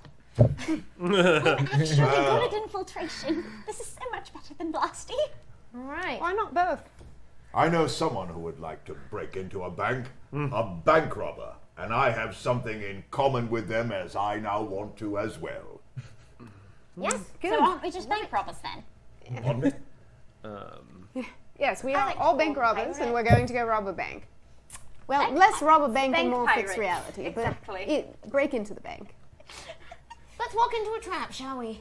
Yay! Blow the trap back At in his least we face, know shall it's we? a trap this time. Yeah, makes a nice change. Let's go. All right. You punch in the coordinates on the TARDIS, and again, the grinding, wheezing sound of the TARDIS lights up as you see the column comes to life, activating the vortex as you all slip right out of reality and into a time stream. A few moments later, the TARDIS arrives.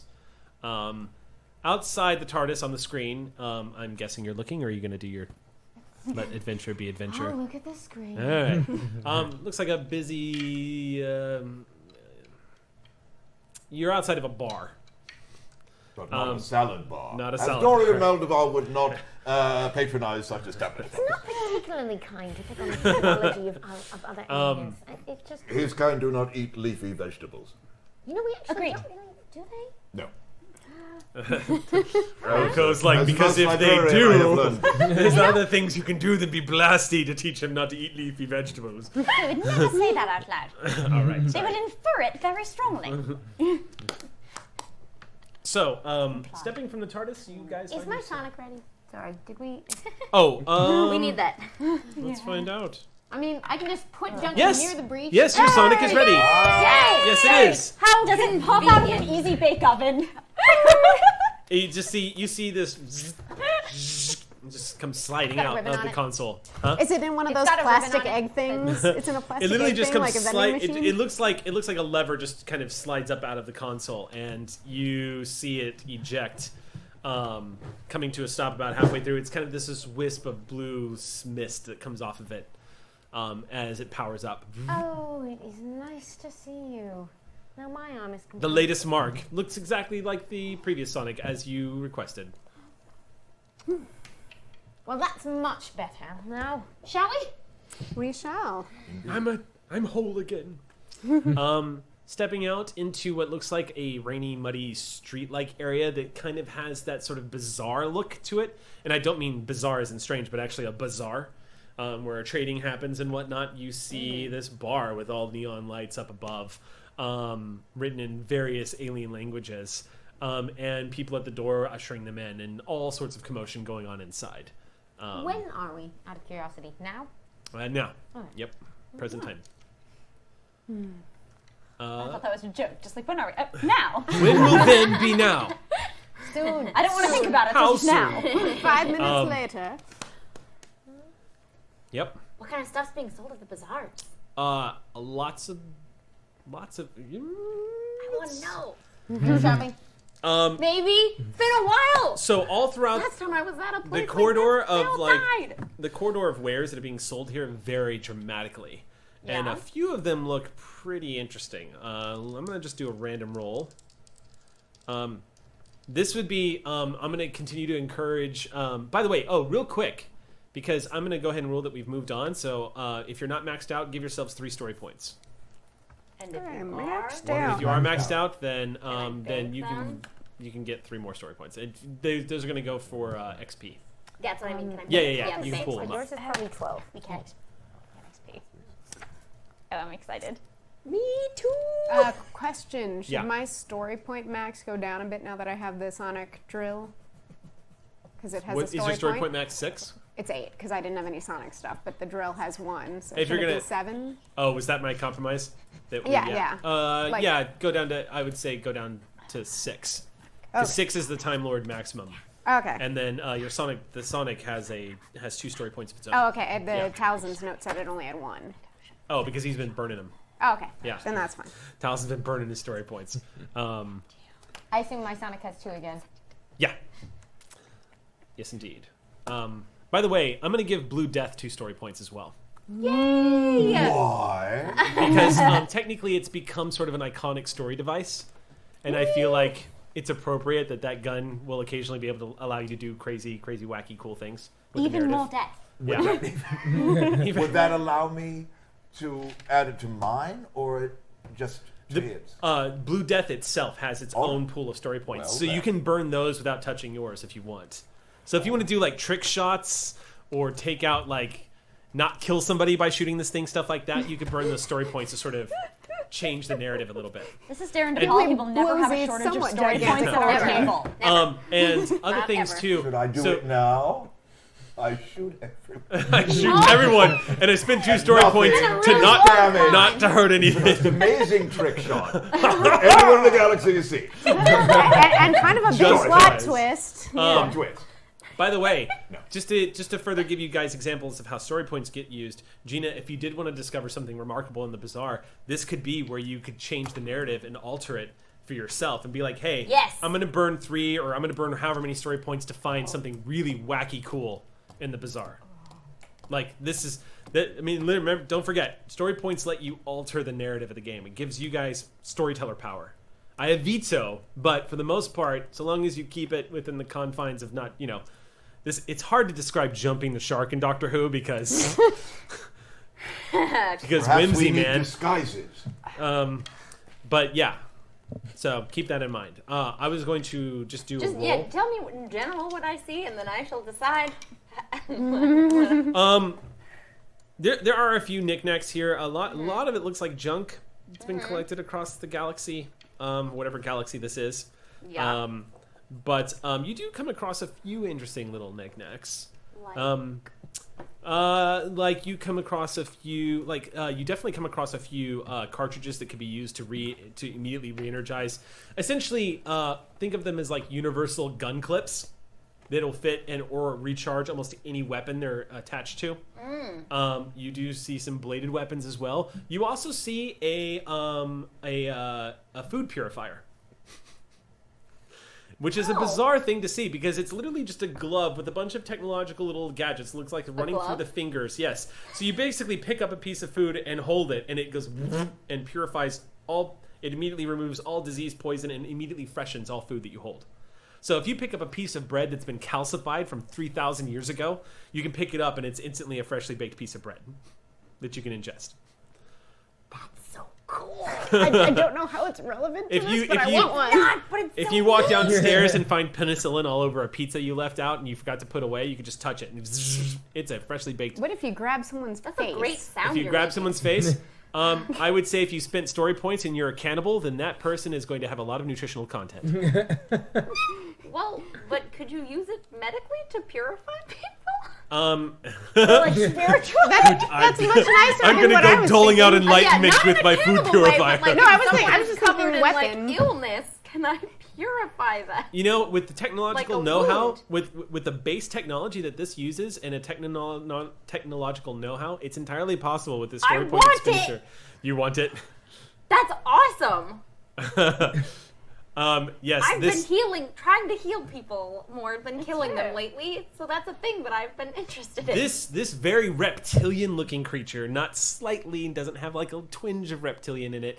Very reptilian-looking creature that has teeth like a shark and is dressed immaculately, approaches you. I mean, it's rather horrifying to look at for a human, Duncan. It's very shark-like. It looks reptilian, but it has no lips, and its teeth are like great white teeth. So somewhat shark-like. Yeah, so much shark. I Like jump over him. you jump over him.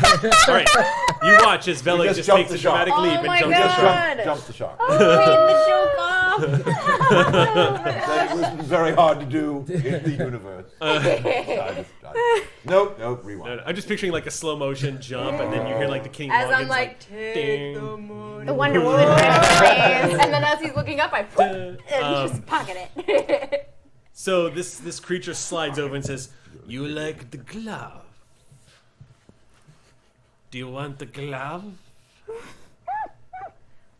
pausing the game to just say, Eric, I love you. Why can't we give Gene story points? Because they'll use them to kill us.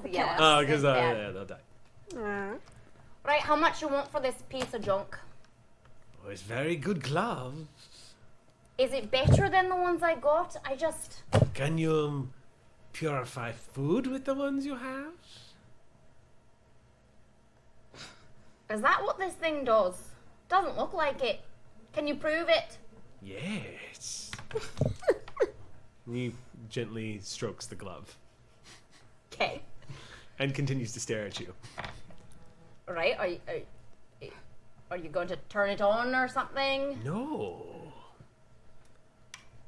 You buy? You prove it works? Prove it works. I say it works. It works. Right, and I'm going to just trust that, am I? Come on, we're both in this game. You guys have noticed that Finn has stopped outside and is having a discussion with a lizard shark creature. I'm all about the lizard hybrids for some reason. I don't know. Fair. Yep. Who isn't? Actually, at that point, I will walk up. I had wandered off a bit. Judging by the look of this creature, obviously absolutely not. It looks like whatever it is, there's no common ancestry whatsoever. This thing looks like a complete, total different offshoot of whatever. I know that. You know that? It's not my fault the mammals are racist. I should have totally thrown a curveball at you and been like, "Oh my god, it's your your stepmother." You're not my so to grandma. speak. Yeah.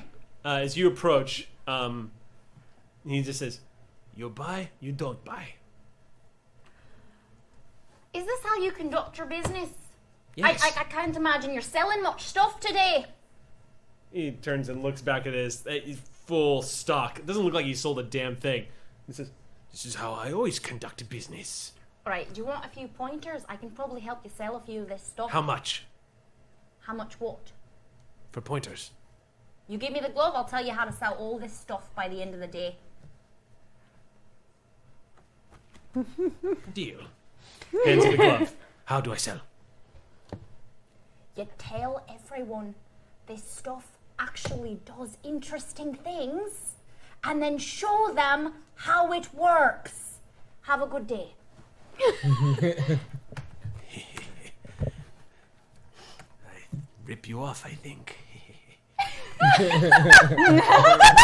there any stalls with like colorful rocks or little things? Gems or minerals? Yes, there is actually. There is a stall that looks like it sells. It looks like it sells raw material.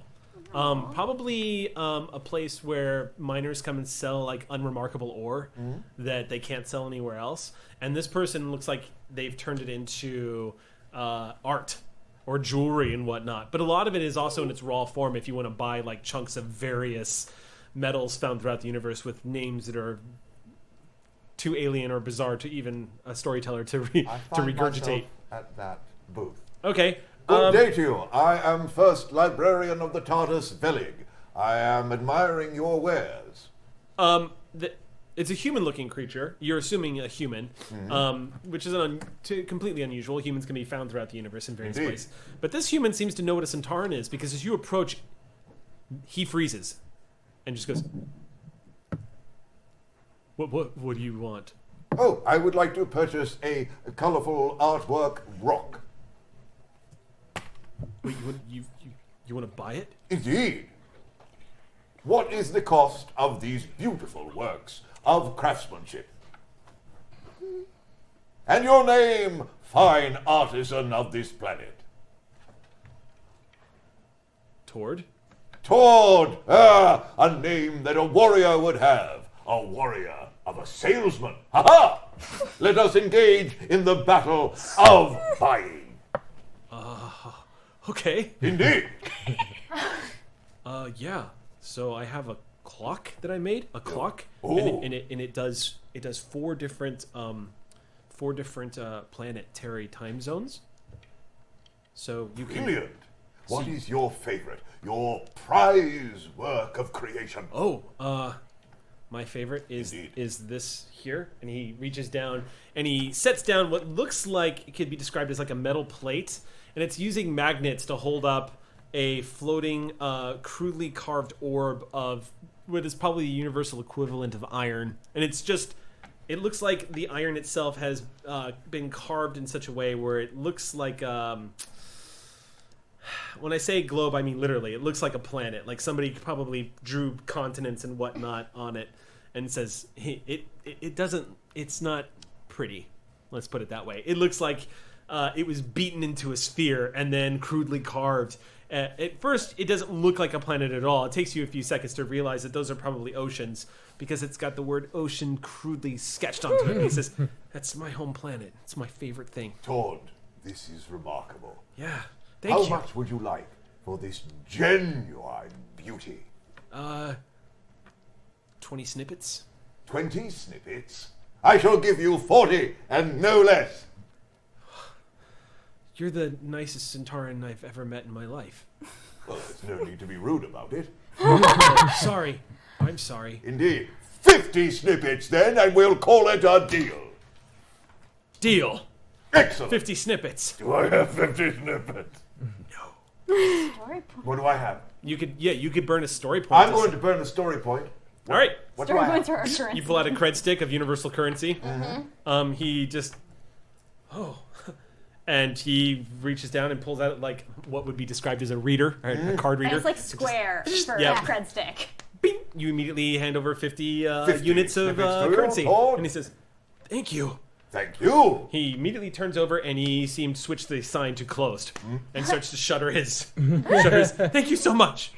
Thank you. This is the best day. Indeed Thank you. it is, And he Todd. closes. Thank you. You're holding this chunk of iron-looking substance that's just floating, kind of bobs up and down on its magnetic thing. I bring it to Rococococo. Okay. As you're watching Finn swindle this. I only saw the very tail end of it. Oh, okay. I was off elsewhere. So as Yeah. Finn's moving off at about this, I'm going to say this was happening at roughly the same time. You hear the heavy footsteps of Velik thudding up behind you, and as you turn, This is yours. Remember this fine day before we become bank robbers. Oh, good. Is it a problem that I might have already robbed a bank once? No, I shall say no. Okay, excellent. Then I once again become bank robber. Indeed. Robber of banks. And we remember with this small token towards planet. Yes, what planet was it? Towards planet. For Tord has created it. And no matter what planet it is, it belongs to Tord. Okay. Thank you, Blake. That's delightful. Other people's planets are nice. They are indeed. I have learned this. I guess, Doctor, I'm going to put this down really quickly before I rob the bank. Right. I wonder if you might have a quick word with Velik on the subject of discretion. All right. Am I the oh my best God, person to do we're in a shopping episode. We It just are. occurred to me. Yes, It yeah, we happened. are. It finally happened. welcome. We're in a Yeah. shopping episode. Okay. I made it happen. Perhaps I'll just a word with both of you. We don't want anyone here to know that we intend to rob a bank. Indeed. Everyone here, Hold on, hold we on, do hold on, not hold on. intend Stop, to stop, rob a stop, bank. stop, You stop, there, stop. Oh my we God. do not intend to Oh rob my- a bank. I see your looks. Oh my God. No. This man is You are ill. wrong, as wrong man is as ill wrong and can be. doctor, We are taking not him bank robbers. of the We right. are I guess happy someone told Velik campers to be headed to a camping site subtle. to do camping in a happy area. How dare you suggest that we are robbing a bank? Velik, come Right, in. one The moment. street is clearing out as a centaur Can I begins to shout. run back into the TARDIS while this is happening?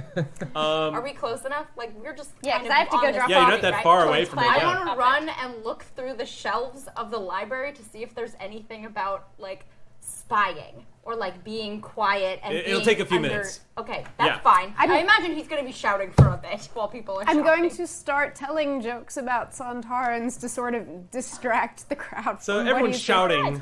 What do you? I'm just Moving off? sitting here secure in the knowledge that this is the part of town where people aren't going to tell on you if you say you're going to. It rob doesn't a look bank. like a lot. It looks like when a Centauran begins to shout, it looks like everyone cleared the street a little bit. Like they were thinking death is coming right after the shouting is done. I feel But like no we're one in the part of seems. town that has the black market fence, dude. No one They're seems to. probably not telling on us to Gringotts. Don't Yeah. tell your secrets in a black market. No. Um, Secrets are valuable. Do we think they'll try to rob it too? Although they could spring the trap that's meant for us, so that could be totally useful. Let's continue this discussion inside the TARDIS. We shall. Well, we are not planning to rob a bank. How dare you look at me and suggest such with your eyes? Go back in if you would. I So- will indeed, so before everyone- I say any more. So everyone stages a tactical retreat back into the TARDIS. Yes. All right. So you spend 15 minutes shopping, and then everyone retreats back into the TARDIS. Rocco, as you're walking back into the TARDIS, you happen to glance a stall that does have some items of interest for you. Yeah. As you're stepping back in, just kind of glance at it, and you all enter into the TARDIS again. Velig walking confidently. K9 kind of pulls up into the control room and says, "You're back already, Master." Yes, we are not intending to rob a bank. I'm going to pull another banana out of the sack and just be like, here, eat this. And shut up. Why have you got so many of those? Best bananas in the universe. Want one? Brought some back for everyone. Thought it was nice for Christmas. Back from where? A wonderful little banana grove. I love how suspicious everyone is in this game now. You can scan them if Maybe you we want. could They're have just looked really at good after all. bananas. Where did you She's get not those getting the bananas? Didn't she get Tesco? bananas from the master? I did get a banana from the master. One banana. One She's got banana. one banana from the I master. went and that's correct. acquired more bananas. I thought Right. everyone might like one. There's a costume change. There are more bananas. By the way, if you ever get a Just chance, yes. watch the Monty Python self-defense sketch with bananas. It's How to defend yourself against Against the the- sin and wheeling a banana. wheeling a banana. I highly recommend it. I returned Have to I the found the book? library to look up books on bank robbing, which we are not doing. Entering the library, you find Finn pulling a book off of one of the multi-tiered shelves, turning around, and you make eye contact with Velig, who's stomping into the room very gregariously. Just Right, read this one first. Very well, I shall. What is the book? Ah, The very art- interesting. it says the title is "The Art of Intrigue," written by just a name that goes like 5 paragraphs long. I think you'll enjoy this one. I think I might find this intriguing. All right, so I'm gonna dash out a story point to Darren and Amy for their wackiness. Me? Yes, your shouting over scene in the bazaar is quite entertaining. Sorry to everyone in the sound department. Oh, yeah. Sorry. Ears. Why is he from theater? Why does he shout so loud? He's got a microphone. Yes. And I notably did not do any shopping because I just came back from a shopping Yeah, I was gonna trip, say, and I'm you're- pretty well stocked up. I don't have any money. So far as you know, Story it is a point. bazaar. You might be able to trade. Or just trick them like I did. So you all are back in the TARDIS. What's happening next? I leave out the bananas for everyone and I eat one. Okay, you just leave out a handful of bananas on the Yes, TARDIS they're, console. they're excellent. If you eat one, they're the best. It's the best banana you've ever had. Are bananas okay? Yeah. Yeah, you can have one. All right. You're gonna eat a banana? I'm gonna eat a banana. Because I actually haven't switched back to avocado yet, Okay. so I can still eat things. You're sitting there eating a banana. You're pretty sure this is a plant. We've discussed it. It's a plant that sheds them and it's Fruit fine. is okay. Fruit is okay. There's a thing. Don't take parts that are not meant to, like, fruits are meant to be eaten Rocco by animals. feels the agony of this banana as they bite into it. This, Do I need to Banana spend came a from a story very point? happy place. the cries of the banana. Dare you take away the one thing that they can Your eat. innocence is shattered. It's like milk and it's banana. That's what I get. A bank robber is consuming me. Wow. Wow, Roko. Just wow. Sorry. Eric, you can't take the sky from me. All right, sorry. Or the fruit. All right. Okay, so at about this point, Zeeps actually enters the control room. Hi. Zeep steps in and says, "Hi, just sorry, heard a lot of commotion. Thought I would come in and say hello." Have you ever robbed a bank before, Zeus? Not robbing a bank! You have? Keep reading. That's pretty much what he used to do for a living, I think, right? Yeah, robbing, poaching, unfortunately. So- Also, some minor petty theft. We stole some ships. Oh, no grand theft though? Very What's useful. that? No grand theft. Grant, I don't know what that is. I think Like that theft, counts. but more so. Oh no, we've stolen lots of things. Oh, okay. Because petty theft, I'd be a little concerned about your resume. No, we stole a few things. Yeah. I'm going to pull out because I have excess blasters at this point. So it's Okay. the blaster that I actually took from his old boss. Okay. Before I hand it, I just want to scan and make sure he doesn't have any like implants or anything. You know, he's not like a sleeper agent. See what I've done to the players? Yeah. I mean, it's smart. No, it's you're scanning Zeeps. Yeah. I'll say okay. So you just run the Sonic. Go ahead and make an ingenuity and tech roll.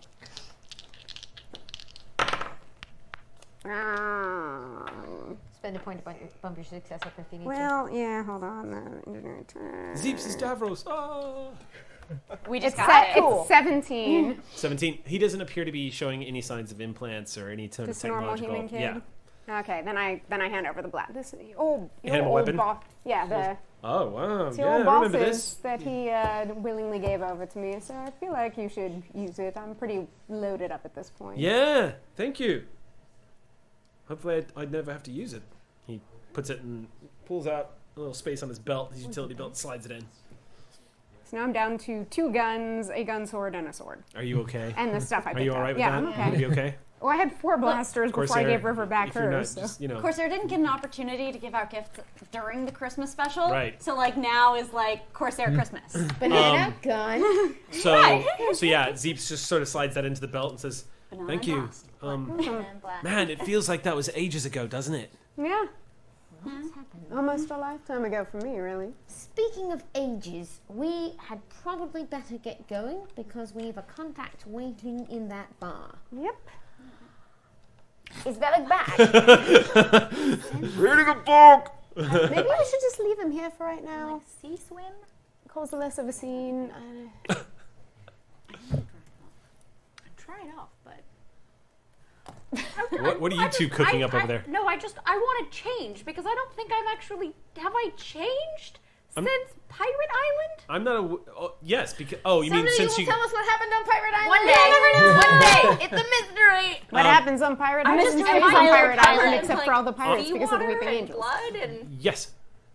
I went to. I mean, that's kind of par for the course for Finn, isn't it? I mean, I just assumed that you were doing that. Yeah. No, I know, but now I need to be a little less suspicious. You didn't Yeah, change if you want for to, if you want to get a I little wanna more, change. sure, you can change. Yeah, Okay. absolutely. Right, I'm The not TARDIS asking this has. through, but if we could be inconspicuous and discreet. Yeah, absolutely. Finn can can totally be change discreet, if you you know. want to look a little more modern for the area, so to speak. Yeah, like what does everyone look like here? I'd actually like to do a knowledge alien cultures roll for like things I might know about this.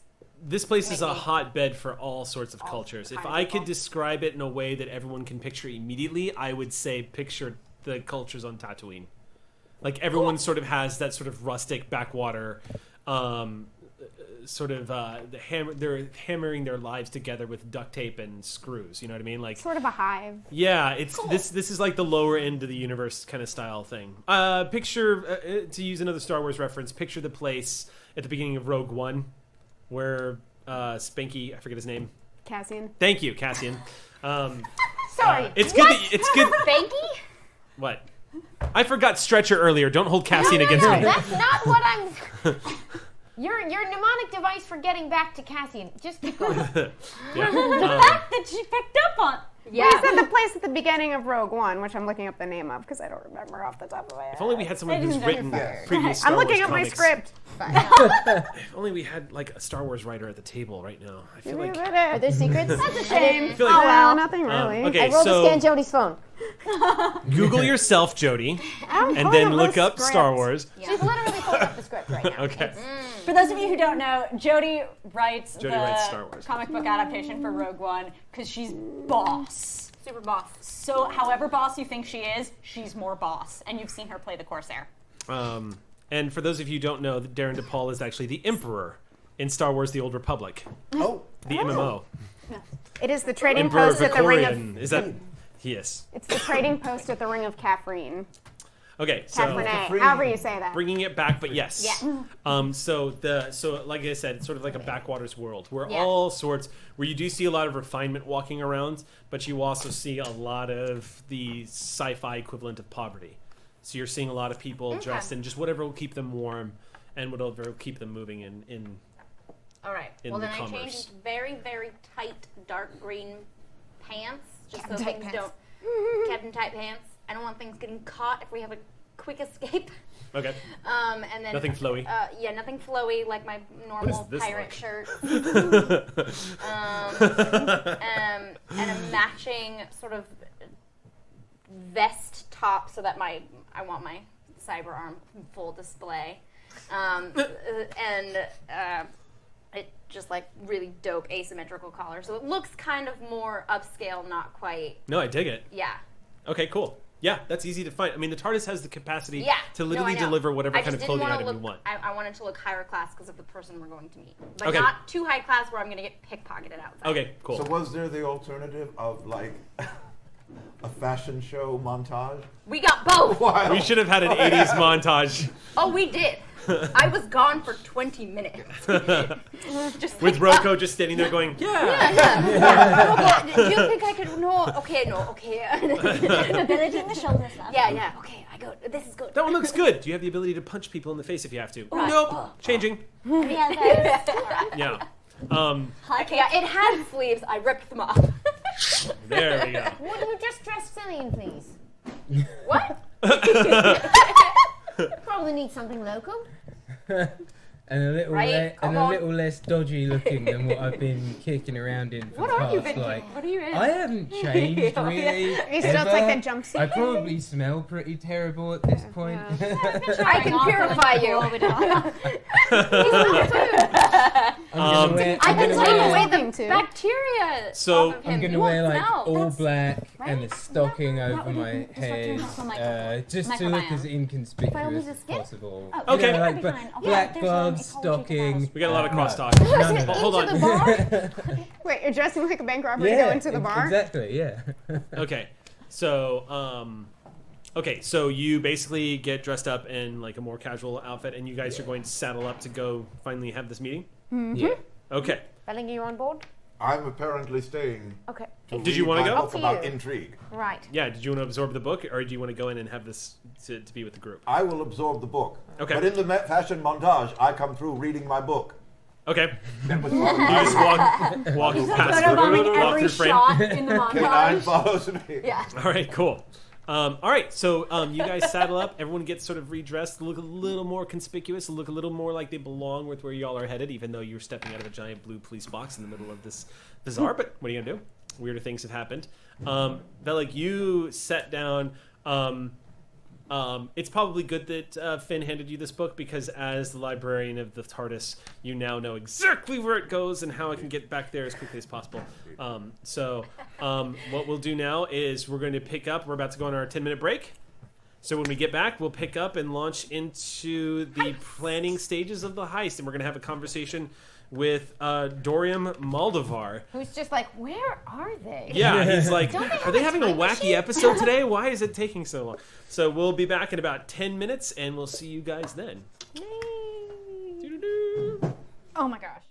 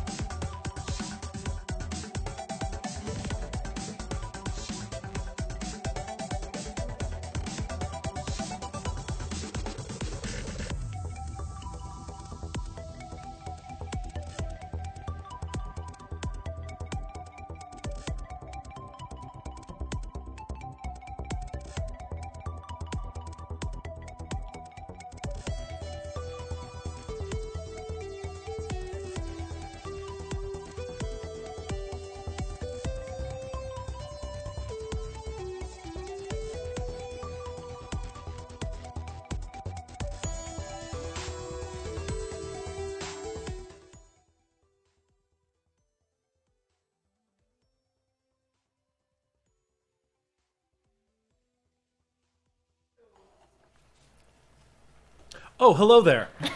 Welcome to Eric's TVD. I didn't see you there. So welcome back, everybody, from our little break. Let's go ahead and launch back into the game because we got a lot of stuff to do here. So, welcome back. As we left off, you guys were just getting ready to... I just noticed that everyone has cake. Where did two people have cake? Where did the cake come from? The refrigerator. The one that You has were the sticky note that says next "Please to eat a cake" counter on full it. of cake. That one. There was a sign that said, "Please eat cake" or "Please have cake." Yeah, let us refer to the earlier episodes where I confessed that I have ADD. Jody, turn your mic on. Oh, Jody's mic is not on. We're mic happy today. There was what she said was there was a sign that said, "Please eat this cake." Jody was complimenting me and telling me how wonderful I was. Oh. Uh-oh. It is. Stand by, guys. We may have a dead mic today. Talk this way. I blame Marie Antoinette Hello, with her everybody. cake signs and dead microphones. That was me talking to Thanks. Amy's mic. Yeah. All right. Well, I'll go ahead and do a quick recap as we're fixing the mic issue. So the group has learned that they have to stage a heist. I say a heist. They're not actually going in to rob anything. They're literally breaking into a heavily secured bank area so that they could close a breach in reality. So it's not so much steal stuff as it is go in and heal the universe stuff. Beautiful planet subject to paradox at any given time. Yeah, it's difficult to say what the effects of having a rip in space-time at the center of a planet could possibly do to said planet. Far away, so yeah. It might affect the prices at the bazaar. It's entirely possible it'll affect real estate. Who knows? Like there won't be any of it. Yeah. So food purifier, it suddenly turns into like a hair dye. So I can do a thing before we go to Dorium. What's that? I can do a thing before we go to Dorium. Yes. So as everyone's getting suited up and getting ready to do this, Roko is going to step out of the TARDIS while everyone's getting set up. Am I good now? You're going to talk to Finn? Yay. Oh, okay, so you did the thing. Gotcha. Yeah. Okay. New And batteries. did you already spend your story point? Yes. Okay, cool. And we are all mic'd up and ready to go. So go ahead and do your thing. So everyone's getting dressed. Felix has got his nose in a book. And I'll eat another banana. I'm sorry? I'll eat another banana if people aren't touching them. They're really good bananas. Okay. The Corsair eats a banana. Everyone take note. You have another banana. I stand her brain. It's too suspicious. So the Corsair has another banana, and we get... And the doctors can eat one too. Okay. What's happening?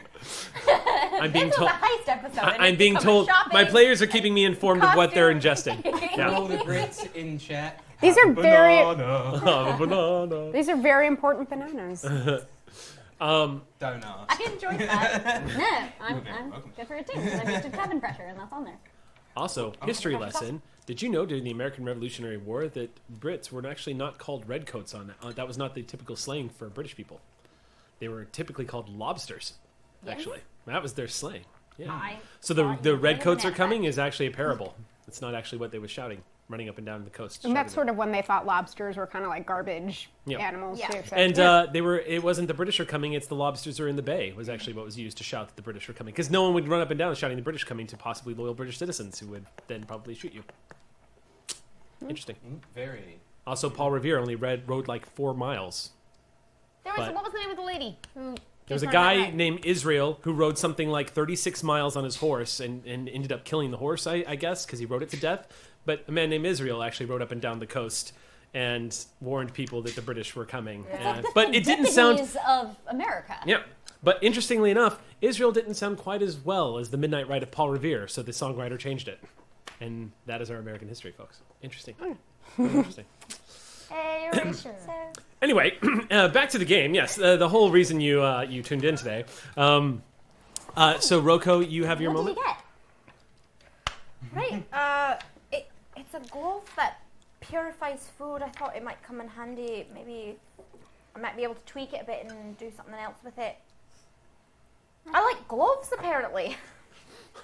Well, I thought maybe not a glove, but I thought maybe you might like something for your arm, and I bring out a gauntlet that I got from a leather goods store at the bazaar, black leather, so it goes with your ensemble. And it has a little bit of mother of pearl inlay on it, and it has lacing through, and as I hand it over, I say, and it's, well, I know you like things to be functional, and so it has a bit of a shielding, so I was so worried back when Davros was in all of the technology that he might get you too, and I just want to keep you safe. Just immediately hug you and stop you talking. I told you not to get me a Christmas present, but thank you. It's only Hanukkah now, so that's different, right? True. We still got a couple more days of that. Just slip that puppy on, lace it. Right. Good fit. Slides right on. Happy Hanukkah. Happy Hanukkah. Artist, I'm looking at you. Right? This is dope. That was almost threatening. It's a pleading, but it sounds like a threat. I've been on this planet of angry-sounding people too long. We haven't even met them yet, but they've infected me. Well, perhaps you should proceed. I shall remain here. I'm reading this amazing book about intrigue. Did you know that a man named Israel rode many, many miles and killed his horse? And yet we attribute it to a man named Paul Revere. Intriguing indeed. Funny story about Paul Revere. He was a great silversmith, apparently. And I walk. Okay. Walks away. Shall we go look for Dorian? Oh, yes. Okay. Especially if he does still owe me money. I can't really keep track anymore. Too many regenerations Hold ago. on, we got crosstalk. What's up? What's happening? I said, shall we look for Dorian? And I said, yes, especially if he still owes me money, although I'm not quite sure. It's so many regenerations ago. Well, figure it out, I guess. Okay, cool. And what are you guys doing? No, you good? Working out. I was just, stuff about the gauntlet. Oh, okay. writing the details of it. Little does Velik know that Finn wrote the book that he is reading. All right, so you step out of the TARDIS back to the bazaar. Very little has changed since you guys retreated. Yeah. And y'all move towards the bar area. Walking inside this place is indeed walking into a intergalactic pub on the corner of whatever the hell galaxy. You guys walk into something that looks like you might find, think of the visionary, the vision of Guardians of the Galaxy. Walking into this place is seeing all kinds of interesting and bizarre aliens from all over the universe that have come to just chill here and drink and laugh and get in trouble and be inappropriate and all manner of things. Shady deals going on in the corners. You see a couple of scantily clad people of multiple sexes and genders all over the place, just plying their trade. This place, Duncan, I would say Cillian has finally really encountered what you imagine. You feel a bit like you can't help but like as you're stepping into this place, you're like, oh, I am in Mos Eisley. Like as you're walking into this bar, it's hard not to once again that human side of you comes alive, and you're like, I mean, you guys have seen some aliens, but you've never seen such an amalgamy. The closest you got is when you were inside Leviathan, and seeing all of the different sort of alien species from across the galaxy who have crashed there. But that was sort of like a place where people found themselves. This is a place where people go to, and so what you're finding is an array of races that boggle the mind a bit, and you're having to catch yourself from staring. And walking into this place, you see off in sort of like a VIP area, a corner, very dimly lit, is the man you're looking for, surrounded by a lot of people who are clamoring for his approval. He's sitting in a booth with multiple drinks splayed out before him, and he must have said something very funny just now because he's sipping kind of off to the side, like he knows, like what he just said was brilliantly clever, and everyone around him is like laughing, and there's a few people like fawning over him as he as he kind of brushes one of them away from the silks that he's wearing. And continues Forgot to about drink. the groupies.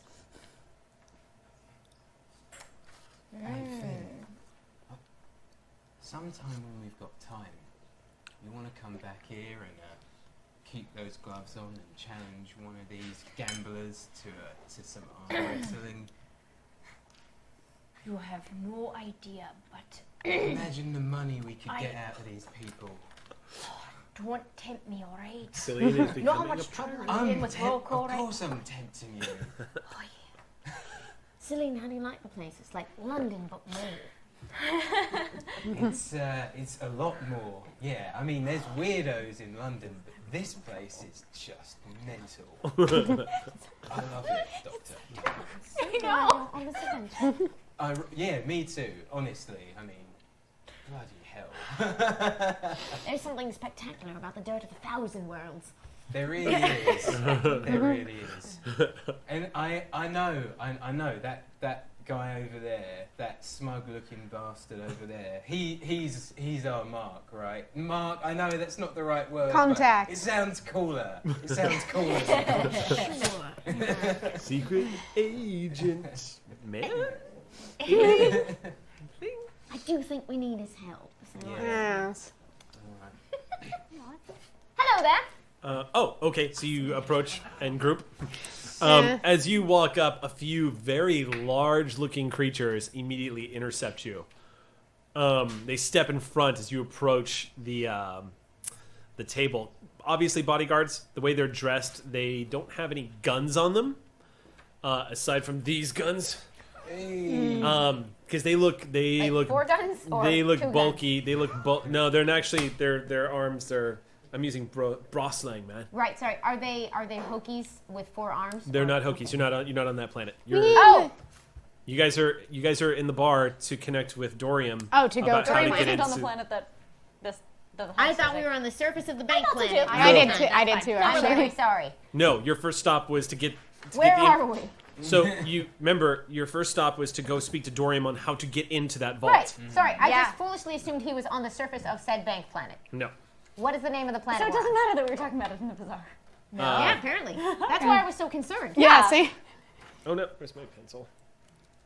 The name of your planet, Sculio. Sculio. Sculio. Yeah. Right. I guess I want to tell you that's going to be inconsequential to the story, to be honest. But knowing our game, probably not. It'll probably come back and it'll be a world eater or something. But yeah, I'm gonna call out to Dorian. Just because we have different faces than the last time you saw us doesn't mean you need to sick your bodyguards on us. oh, the problem with doing business with people who constantly change their appearances. Does keep it fun though, doesn't it? Who are you? Corsair. You're the Corsair. You don't have enough guns on you to be the Corsair. I open the jacket. You can see like the rest of the guns. Like that slow motion moment in the Matrix where Neo pulls open his coat. You all immediately, Roko specifically, detect the rising anxiety level of the bodyguards as Corsair just pulls open I'm not her even coat. looking at them either. Okay, cool. You see his face kind of fall a little bit and says, all right, so maybe you're the Corsair. Nice to see you, Dorian. I'm the doctor. No. Yep. We have a word. You're the doctor? How are you adjusting? Oh, what a story this must be. How does this work? Please tell me. I'm so delightfully curious. Actually, quite the same way. Truly? Yeah. Then why do humans make such a fuss? I've never understood it. How are you all done? Well, I suppose you should have a seat if you're truly who you say you are. I, of course, will have to run a scan. Of course. Scanning. Someone scan them. One of the... Boy. Scan boy. I will scan here. One of the people just pulls out it looks almost like a those blocky flashlights, except for this one has just a top handle, so you actually hold it like fist facing forward. This person, it's a large male looking figure with a single tentacle that would probably have been a goatee, just coming off the end of their chin. Deep purple skin and white eyes. He says, "Oh, I've got to scan you." Hold still. Just, he just looks at this. Bleep, bleep. Says, the Gallifreyan, sir. Quite necessary, Dorian. Of course it is. You can't blame the man for being cautious. Right, that's fair. Some All seats right. for my friends, perhaps? What's that?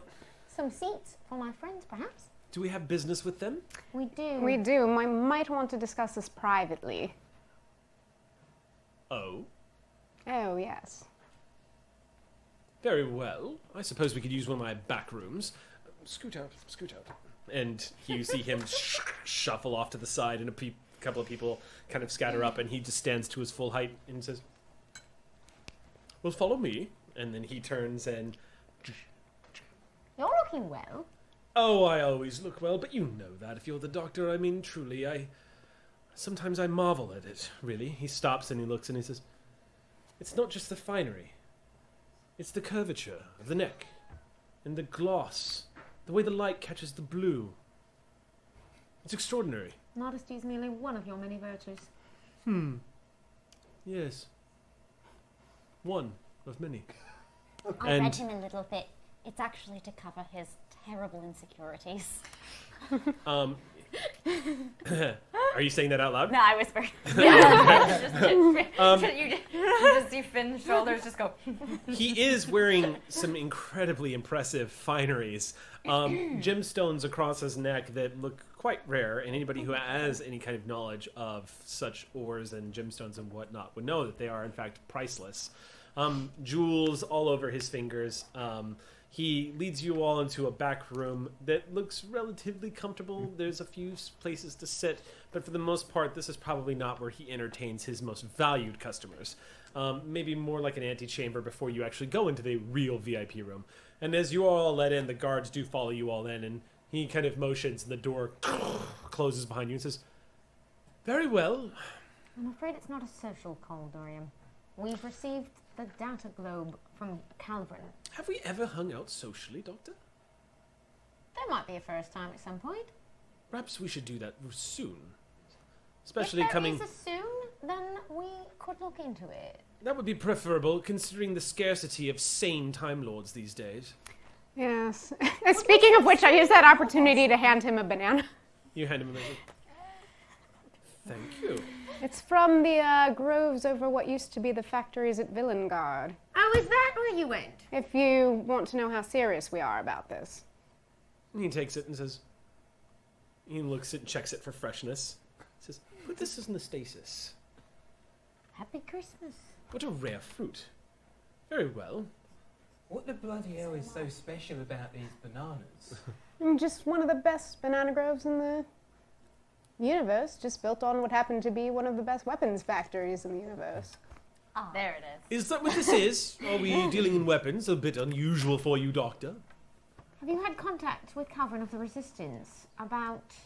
The resistance, you're speaking, of course, of the Gallifreyan resistance against the Lord President Rassilon.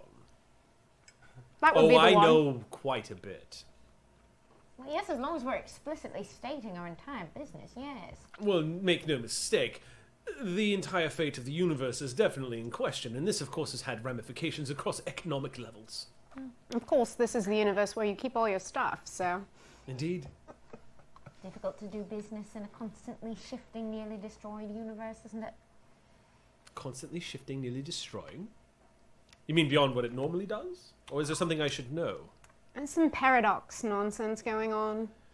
You see him roll his eyes and says, Doctor, no disrespect, I really don't have time for the Time Lord penchant for speaking timey-wimey, as you've said in the past. I Right. wish to discuss money You are and in information. contact with Calvin. This name does not mean anything to me. With whom had... We need to get into a very secure planet. Ah! Now we are name talking. Appears in the files. What files are you speaking of? The data globe we received from Calvin of the Resistance. Gallifreyan under deep cover. Working with the TGs. I make it a point never to know about covert operations, therein lies a lot of danger that I don't need to know about. Right, could we just cut quite quickly to the matter at hand? That would be lovely. I do have a drink to finish. You've been talking to someone about getting into an extremely dangerous time breach at the center of the bank vault on the planet Golhoki. I don't know anything about a time breach, but I do know about the vault you are speaking of. And I was in communication with someone who did not identify themselves, who was curious about how to get inside this vault. I assumed to rob. I mean, we could do that too. We could do that too. Of course, I was like, I mean, if we're there, I mean. You know, might as well pick up a souvenir too. But yes, you're speaking of the vaults of Golhoki. What do you know of them? I know the way in. Of the Hoki themselves, I know that they are extremely abrasive and rather unpleasant to speak to. They make terrible therapists.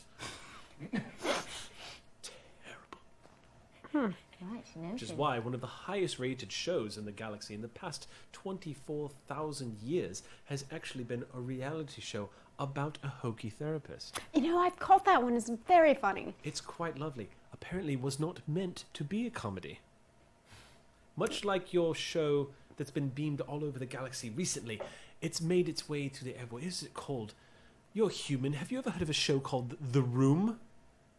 It's quite fascinating look into the psychology of human beings. I've heard of a movie. Yeah, the movie. Yeah. That's the one. The one with the gentleman with the black hair who's always very unstable. Oh yeah, he's one of our most prestigious, renowned actors. Really? Delightful. Yeah. The theatre on your planet is atrocious. That wasn't the impression I got, but okay. Oh, but that's the truth. Okay, That's the good to God's know. honest truth. Yeah. He's, You know, if we live through this, we could he's visit quite this he's quite actor. a legend. I think we should. Yeah. Well, if Heart. well, if you ever have the chance, please let him know he's always welcome in my bar.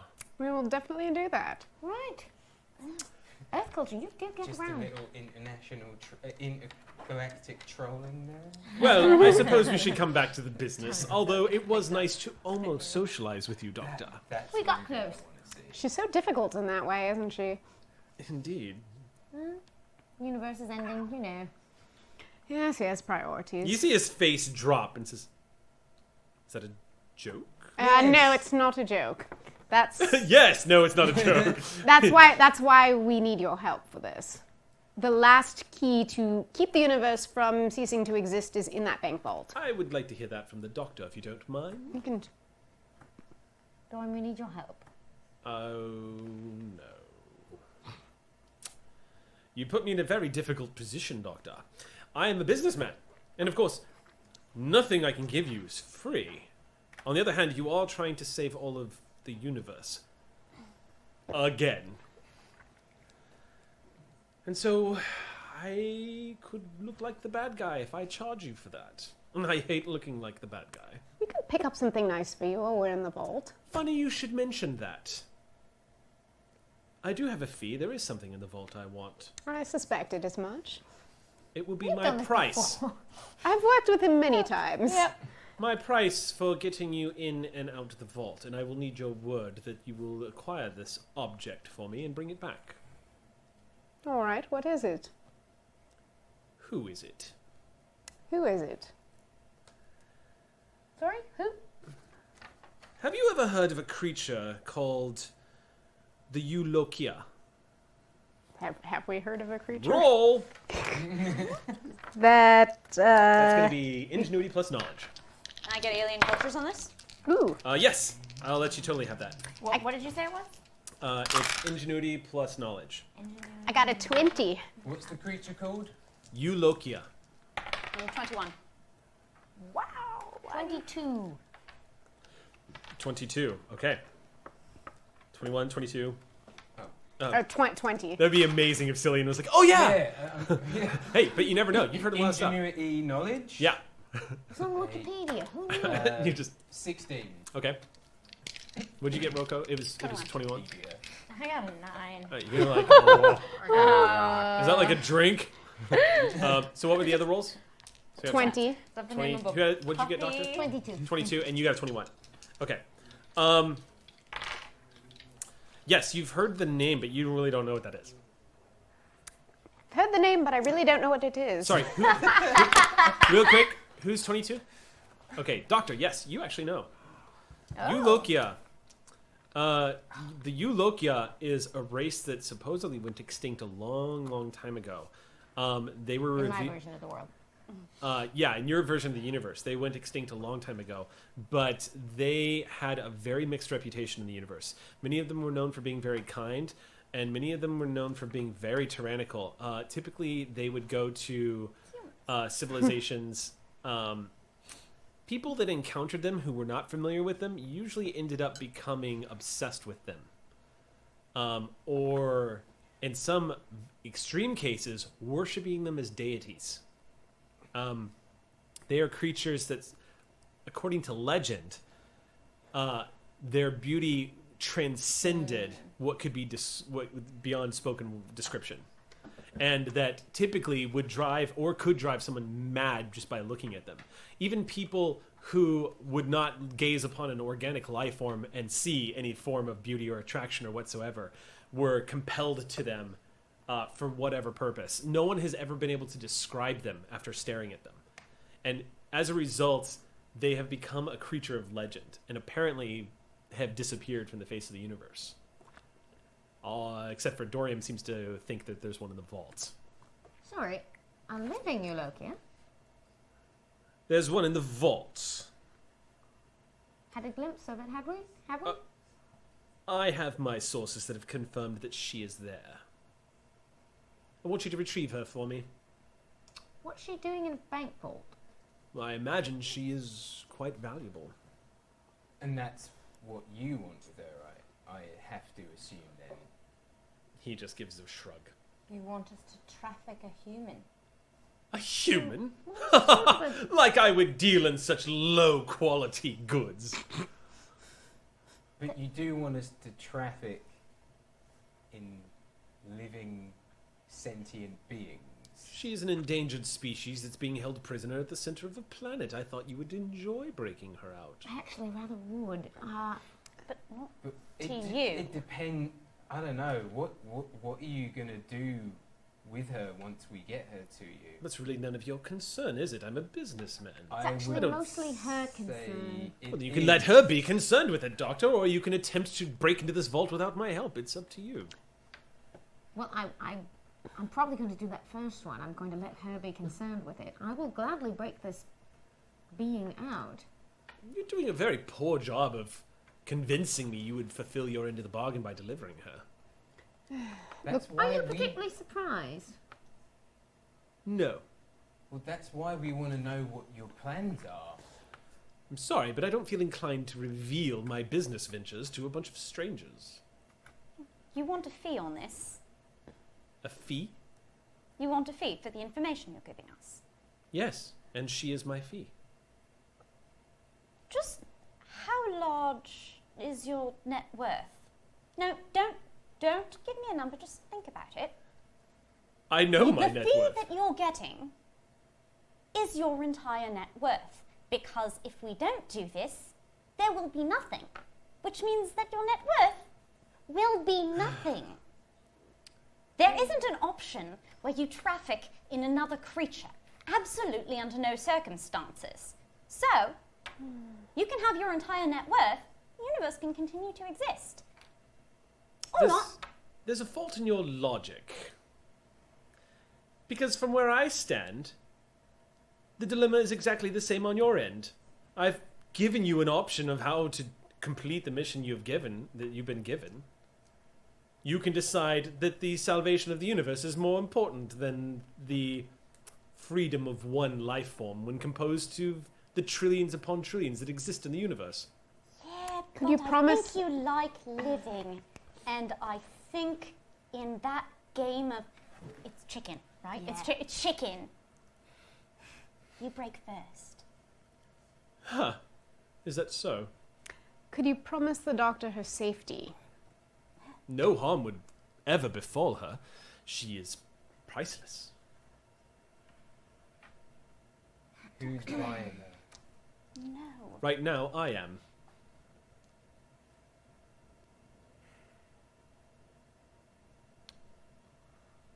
If we can, we will bring the Eulokia. Now, what can you tell us about this vault? I can tell you that without my help, you're not getting inside of it. That part I know. Are you sure you know that? Because you just said, if we can, we'll bring you the Eulokia. And I think you know, Doctor, I'm a smart man. If you can get into this vault so easily, why haven't you gone in for the Eulokia? Do I look like an infiltrator, my dear? And he just... You look like someone that hires them. Are you infiltrators, or am I wasting my time? We're infiltrators. Do we have an agreement? You I will say yes. return the Eulokia to me as price for getting you into this incredibly difficult and highly guarded vault? And Dr. she'll cease to exist too if we don't do anything. Or she'll remain There's a better way. imprisoned forever inside of the center of this planet. There's always that. If you must apply a bomb to your sense of morality, then think of it like that, Doctor. You're removing her from a prison and letting her out into the universe. We shall do that. Under my charge. We will remove her from that prison, and you should get a very nice look at her. Doctor, Not everything is within my control. I'm afraid we don't have a deal. But I'm sure there are some Gallifreyans who might like this information. Doctor, They already have that information as far as we know. let's just Do the they? deal and screw him. They know where we're headed. That's what I was going for, but you're all sort of fighting me. Do on they? it. Not anymore. Right. We were told they did. No, I just... He doesn't seem to be buying it. You are a Time Lord. I am sure you are aware that it is, in fact, a thing that is ticking away. Like I said, give us the information and we'll bring her here. The deal is, I will give you the information, you will retrieve the Eulokia, and you will bring her to me, in which case she will be my property, as part of my business arrangements. That is the language of the deal, and it will not be open to negotiation.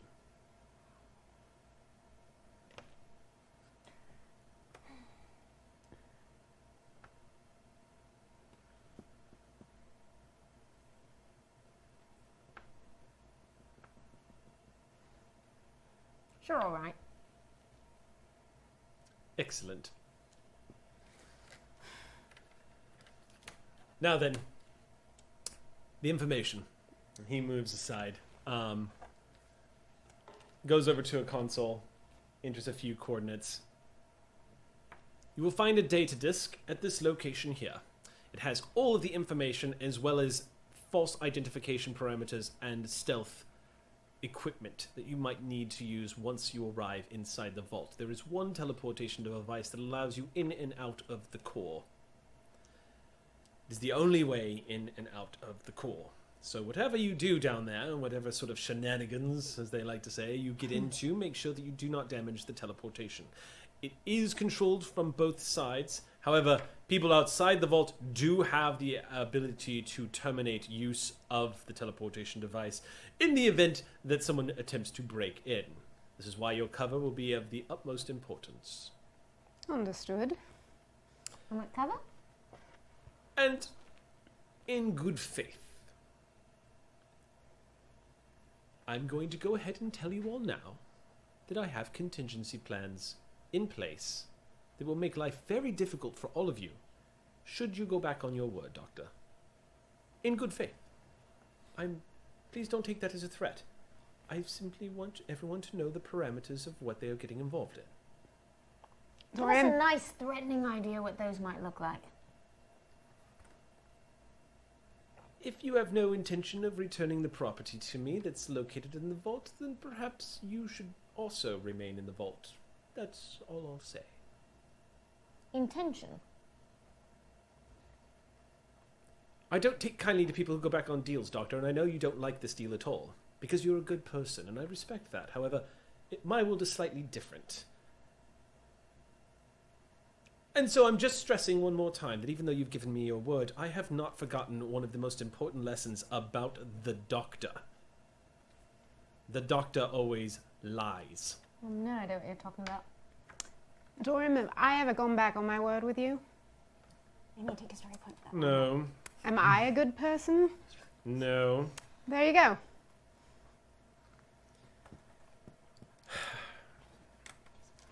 I just want to make sure that we all come out ahead. I'm okay with you not liking me, but if you save the universe and I get my property, then we're all good, yes? Of course. Of course. How would you trap us in the vault? Doctor, please. How many card games have you sat down at the table where the first thing they did was show you their hand before placing bets? You'd be surprised. I could believe that. He presses a few more buttons, he pulls out a data chip, and he hands it to you. I apologize for the cloak and dagger, but this information is highly wanted, and he hands it to you. So we did have to save it on a data disk and hide it somewhere far away from here so that no one would come looking for it. But don't worry, there's no double dealing. You know where to find me if there is. The data on that disk will tell you everything that you need. A point of advice. Be quick and inconspicuous retrieving it. I have reason to believe that your friends on Gallifrey might know what you're up to. And at Oh, that they point, definitely you hear do. lots of gunfire outside. Velig runs into the bar screaming, "Doctor! The lobsters are in the bay! The lobsters are in the bay!" Yeah, so What book did you pure, give him? pure chaos erupts outside, and you see Dorian just sits upright. The guards turn towards the door, and you hear and screaming outside. A few moments later, you hear that shouting, and I mean, Velig, you kind of can put two and two together where they probably are, because you see a bunch of people like blocking a VIP door. It takes you a few moments to make your way through those people who are standing in front of that VIP door, because, you know, you're a charging Centauran. So they get bowled over as you bust through the door. A few seconds after this, gunshots go off, and he comes in screaming with Blue Death in his hands, and two people drop onto the floor as the door comes smashing open, and they just collapse to the ground like a scene out of a comic book, just hitting the ground on the ground. I step in front of Dorian to protect him. Okay. And that's where we do it, and you start shouting, "The lobsters are in the bay." Time to go! Time to go! Time to go now! What's wrong? Lobsters in the bay! Do you have a Using code shellfish word. allergy? I beg your pardon? Do you have a shellfish allergy? What's going on? No. We are being followed. We must leave now. Oh, okay. Right. Dorian, do you have a way out? Nice I to assume visit you have you. a way out. I always have a way out. All right, well, we'll catch up with you later then. See you soon. Won't that be fun? Don't be angry with me, Doctor. I've always been a businessman. No promises. He gives you kind of a sly look, and then he shuffles off as quickly as he can with these bodyguards in tow. And the data disk that he hands you has all of the coordinates that you were requesting. Right. Did you say TGs? No. Or did you imply TGs? Well Possibly. done with the intrigue. Yes. Possibly. It's going well. I believe we are in danger and must leave immediately. All right. Let's go. Back to the TARDIS. All right. Everybody rushing out. Yeah, weapons out. Okay. And before I close the door, I go, "And we're not robbing a bank!" Doctor, Corsair, is there any chance that guy might be a double agent? Not in my experience. I mean, I don't He know. does seem to want his prize, which, for the record, he's not getting. It's I haven't already figured out how trapped. yet. Like, if he tells them. Corsair, what you are we know going to about do this? Dorian, Contingencies because of your haven't dealings with committed. him, is that he has done an excellent job not double dealing, even when it would be more profitable for him to do so. You know that Dorian's reputation is just as priceless to him as this Yuki Lokia. Nokia. All I know is that the deal is it gets delivered to him. It is now his property, and he doesn't realize we're sort of in the business of taking things that don't belong to us. I suppose we could steal it back. I love you. Give her the means to free herself. That wasn't in the. That wouldn't violate the contract we made with him. Property, Yeah. and she's not staying. Anyway, let's go. Let's go. Figure that out later. I'm just saying, I could have read. Get in, don't fix the want rip, you get in the that Eulogia, frame bring her back. Of any Watch praise, out for. trust me. You should all read up a little bit. We may or may not want to actually look at her. Because once we've done so, we might never want to do anything else again. Oh, no. You two I will already be found alright that. though, right? I don't. Yeah, maybe. They were supposed to be extinct in my world. Are you all having this conversation as you run Yeah. back to Yeah. the Okay. Oh, I thought we were in the TARDIS. Let's No, go. no, no. Yeah, I thought we were. oh. I thought we Oh, were we back still in it I already. already Yeah. got in and closed it. Yeah. So I'm just gonna run with this. So as y'all bolt out into the bar area, you see people are panicked and starting to scatter a bit as you see 2 temporal guard have made their way into the bar and are stopping people and asking them questions. They don't seem to have noticed you yet, but the sight of Gallifreyans with their weapons drawn is enough to send everyone into a panic. Right. Discretion. This is a good time for it. Let's see if we can't just quietly make our way back to the TARDIS. This is going to be an awareness subterfuge roll from everybody. Yeah. Velig, awareness subterfuge. I can't wait to see your that ends up. Spending I I'm also spending a story point. I have my trauma penalty though. What's that? I have my Oh, trauma around TTs, penalty. yeah, you do. Your what? Trauma as my Around TTs. negative trait. Oh, thank you. Yes, gain a Yeah. story point for enacting that. Yeah. 13. 22. So what's it? Awareness. Awareness Subterfuge. Oh, I got a story point and I still got 16. 26. I actually got 16 too. Okay. What was yours, Duncan? 22. Rocco the Rouge. In 20? 20. Okay, so who got lower than a 15? Wait, Hey, you got no, 16. 16. That wasn't stealthy. Say not so. All right. I read a book. Okay, Velik. Yeah, you are, as y'all are making your way through the bar, as everyone's kind of scattered and moving away from the TGs, one of the people shaking their head just points over in your direction, guys. The TGs kind of turn, and amidst the crowd that's kind of shuffling around, ironically, the crowd parts just enough, just in time to spot a Centauran holding a massive battle rifle. The TGs spot you. Now I'm going to see if you register.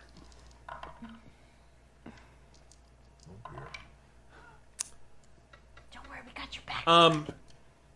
So interestingly enough, weapons don't get pointed at you, but they start immediately storming over to you. You guys notice as you're creeping through the crowds, the TGs are approaching you. Weapons are drawn, but they're not pointed. They're not like, you know what I mean? They're not engaging, but they're storming towards your direction, and it takes y'all a minute to realize that they're coming into Velig's sphere. Looks like they've spotted Velig. You guys are probably getting close to the door. In fact, if you keep moving forward, they're going to pass right by all of you without seeing you in the crowd.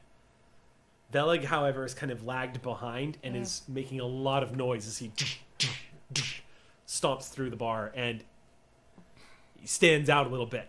He's the only shiny person in the room right now. Okay. That big blue Centauran battle armor and the subtle glow of blue death kind of stands out. Do I see that? Yeah, they're approaching you. They're coming right towards you. Good. I approach them. You see them. All right.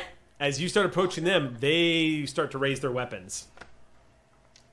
That's a bad idea. It's initiative time. Oh!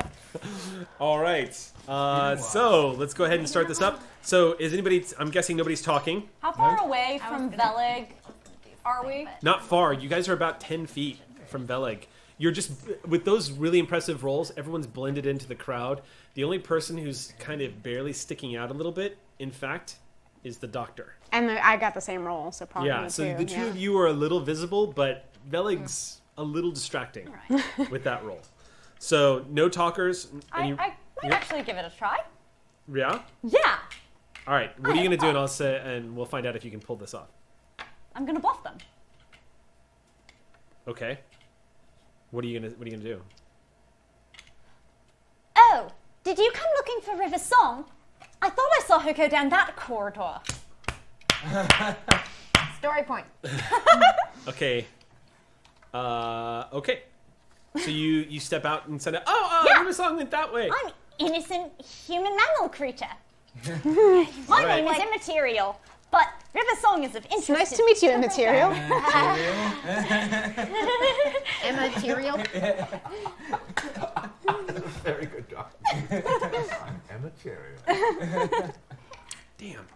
Ooh, stuff is happening behind the screen. If only we knew. What could it be? I don't know. We're Go ahead and make your roll there, Roko. It's All right, gonna let's make be- a story point of this. All right. Presence convince, Yep. and charming goes into that as well. Yes. Yes, it does. Roko gets lucky.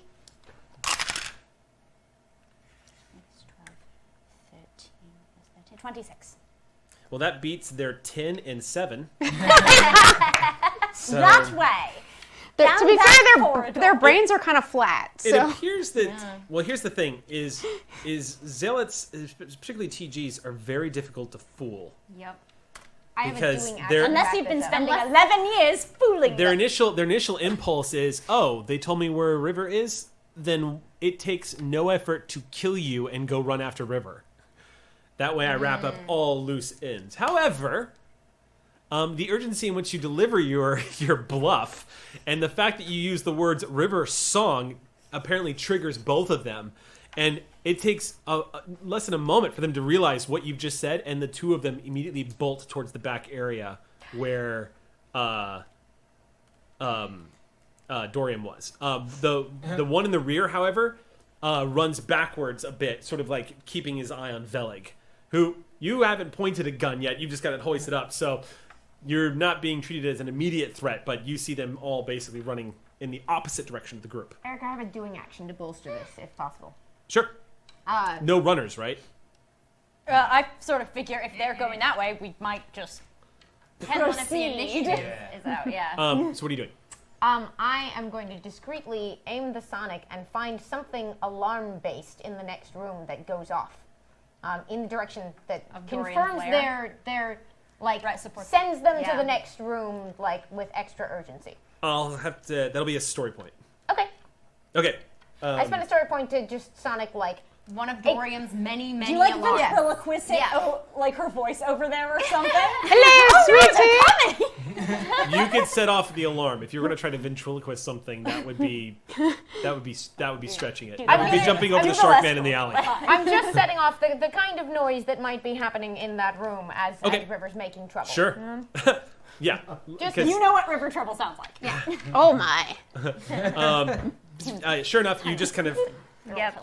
you managed to find a triangulation on your Sonic. You managed to find an electronics suite system that is dedicated inside of that room.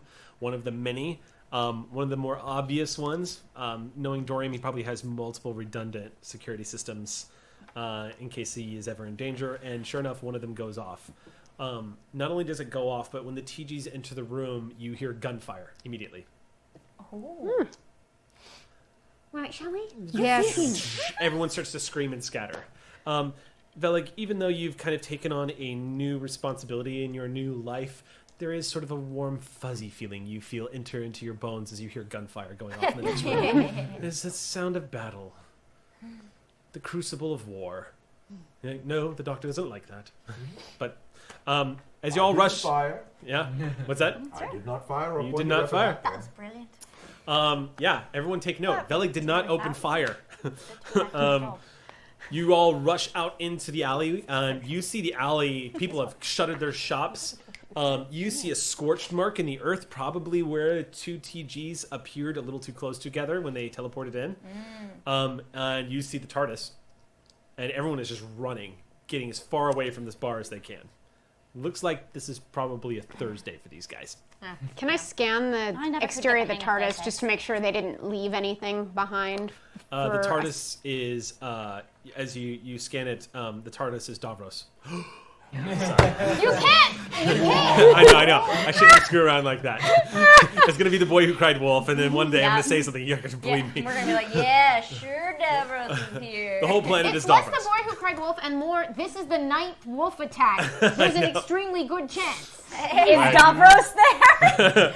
No. Prepare the Are there pencils. any wolves there? Prepare the pencils.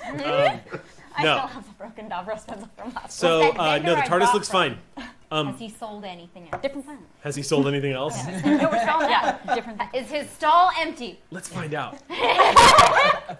Holy shit, yes! We're Roll the running by, double. I just look at him and look at him and go, ah! And then keep running. yeah, thank you.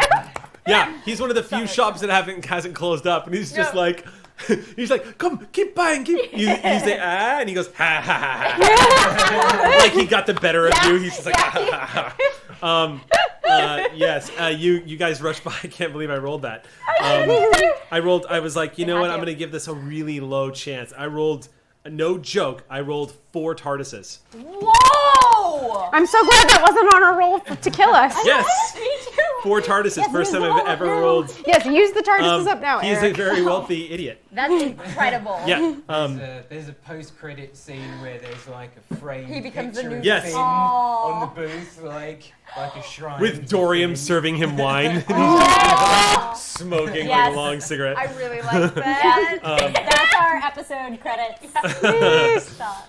You all rush into the TARDIS, slamming the door behind you. The chaos that's emanating from that bar. One of these days, you guys have miraculously you have not spent more than 3 rounds in combat with a TG yet. No, it's I- not miraculous. That's not miraculous. That's I'm Finn. Finn and Blue Death. Okay. You might notice the Corsair shaking a bit once they get in the TARDIS. It's still because that's the first time she's encountered like awake TGs since they broke out at the base. So she's not. Oh. Yeah. Yeah. These TGs, just like all TGs, have that eerie mask-like expression. Well, now I'm worried some of them are Completely- undercover agents, but It's almost droid-like. It's completely emotionless and completely fearless. They're programmed Time Lords, basically, to be living weapons. Seeing the face of a TG that's in full combat mode is another reminder that you're looking at a life form that probably cannot be saved. And if it was saved, might actually be worse off, if you know what I mean. Like it's that sort of bleak, far gone. Something that's way beyond typical psychology. This has been like Internet trolls? Are we going? I would say just a step over internet Okay, trolls. okay. Like just one step. Just trying. Yeah. Are there any wolves? There are no wolves. The wolves how are. did anyone? How did Calvin? Did he just learn to assume that mask? He must be very good at his job. You don't know. He was in Gallifreyan Community Theater before the Civil War. Yeah. That's a nice thought. I imagined a slightly bleaker form of undercover. No. Give me less emotion. Less. I need nothing. I need nothing. Stay whimsical. Stay not whimsical. Okay, so rushing back into the TARDIS, you plug in that little data chip, and it gives you. It's here on this planet. It gives you the location of this the data cylinder that you're looking for that has everything you need. That Dorium has given you, and as you push up as you slam up the lever, and the TARDIS again the grinding, and almost instantly the boom as the TARDIS comes to a stop just on the other side of the planet. As you throw open the door, you find yourselves, it's sunset on this side of the planet, and it's just desert. Rocks jutting out of the sand, large black broken teeth, and your Sonic is immediately able to detect the presence of this data cylinder. Anything else? Nothing in the vicinity. As I would say, make an ingenuity. What would this be? This would be an ingenuity. No, this would be an awareness survival roll. Not to see if my Sonic has revealed anything else via the scan? This is an awareness survival roll. This is not what you're about to notice. If you notice it, is not going to be revealed by a sonic scan. Okay. Should we all make that roll? If you're stepping out of the TARDIS to look around, then yeah. I'd like to make spend a point for clairvoyance instead.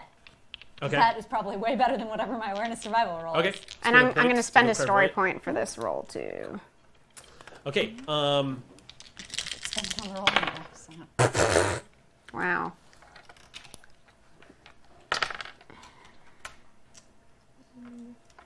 $20. 20. 18. So you two aren't going to notice anything. It's too subtle. However, Dorian was very clever putting this here. This is not a safe area at all. Your instinct from your clairvoyance, you detect the presence of very large predators lurking under the sand in this area. Probably not very close by, but this is clearly not as serene as it looks. Okay, so I can just find all of their locations. You don't sense any immediate danger, but it gives you an idea of why Dorian chose this spot. But I can at least mark off where I see them as I sort of clairvoy. You don't really see them clairvoyantly. They're remarkably elusive underneath the sand. You're just aware. It's not like finding that raptor creature on Sontar. Instead, it feels more of like you're aware that this is a hunting ground, but you're not feeling the presence of anything in the immediate vicinity. So stepping off the TARDIS kind of feels like walking into an empty pen where there might be a tiger, but you don't see one. There are predators under the sand here. Oh, that's lovely. Right. Perhaps you should wear these special robotic Santa Claus boots. He just holds up these two smoking legs of like a robot. That's very. Oh no more. No, thank you. Master, K9 kind of moves over. I can retrieve the data pod for you, Master. K9 does not use the ground if the K9 does not need to. And you see the and K9 just begins to hover. Good. You know what? That would be lovely. Would you fetch? Yes, Master. Have my other story point for fetch. K9 just you just see this little mega dog. This mecha dog just speed out over the sand. You just see it barely disturbs the sand. And it moves off, and you see K9 kind of doing what, if this was a normal dog, this would be a dog sniffing for its toy, until it finally comes to the location of a spot about 70 feet away from the TARDIS, and you see a magnetic sort of, basically what you watch is the sand disturbs a little bit, and you see something go ping onto its body. And K9 just turns around and goes and comes right back into the TARDIS. Oh, who's a good boy? Very good boy. Thank you, Master. Oh, thank you very much. And you pull that off and hold it up. And it is, in fact, the data cylinder as promised. And that's where we have to stop. Oh! We will stop there for We're gonna today. do a heisting. We are now set up for intrigue and infiltration. Yay! So, so good game, guys. Yeah, Very nice game today. So we actually ended a little early today, which is unusual for us, instead of on the dot. But Darren, thank you so much for jumping in. It's always so much fun to have you on. When I can be here, I do try. Yeah. Just so everybody knows, Darren literally, I'll get a text like 30 minutes before the game, like, "Hey, my voiceover session ended. Can I come play?" And it's like, "Yes! Are you kidding? Yes, please come play." So yeah, come back and visit us again next week. We'll be back, same bat time channel, blah blah blah. Stay tuned for Brick Battles. That's coming up next. And we will see you guys next Friday for our infiltration heist Where we're game. definitely not robbing a bank. We're not robbing a bank. Yes. Bye, everybody. Bye. Everybody, not robbing a bank.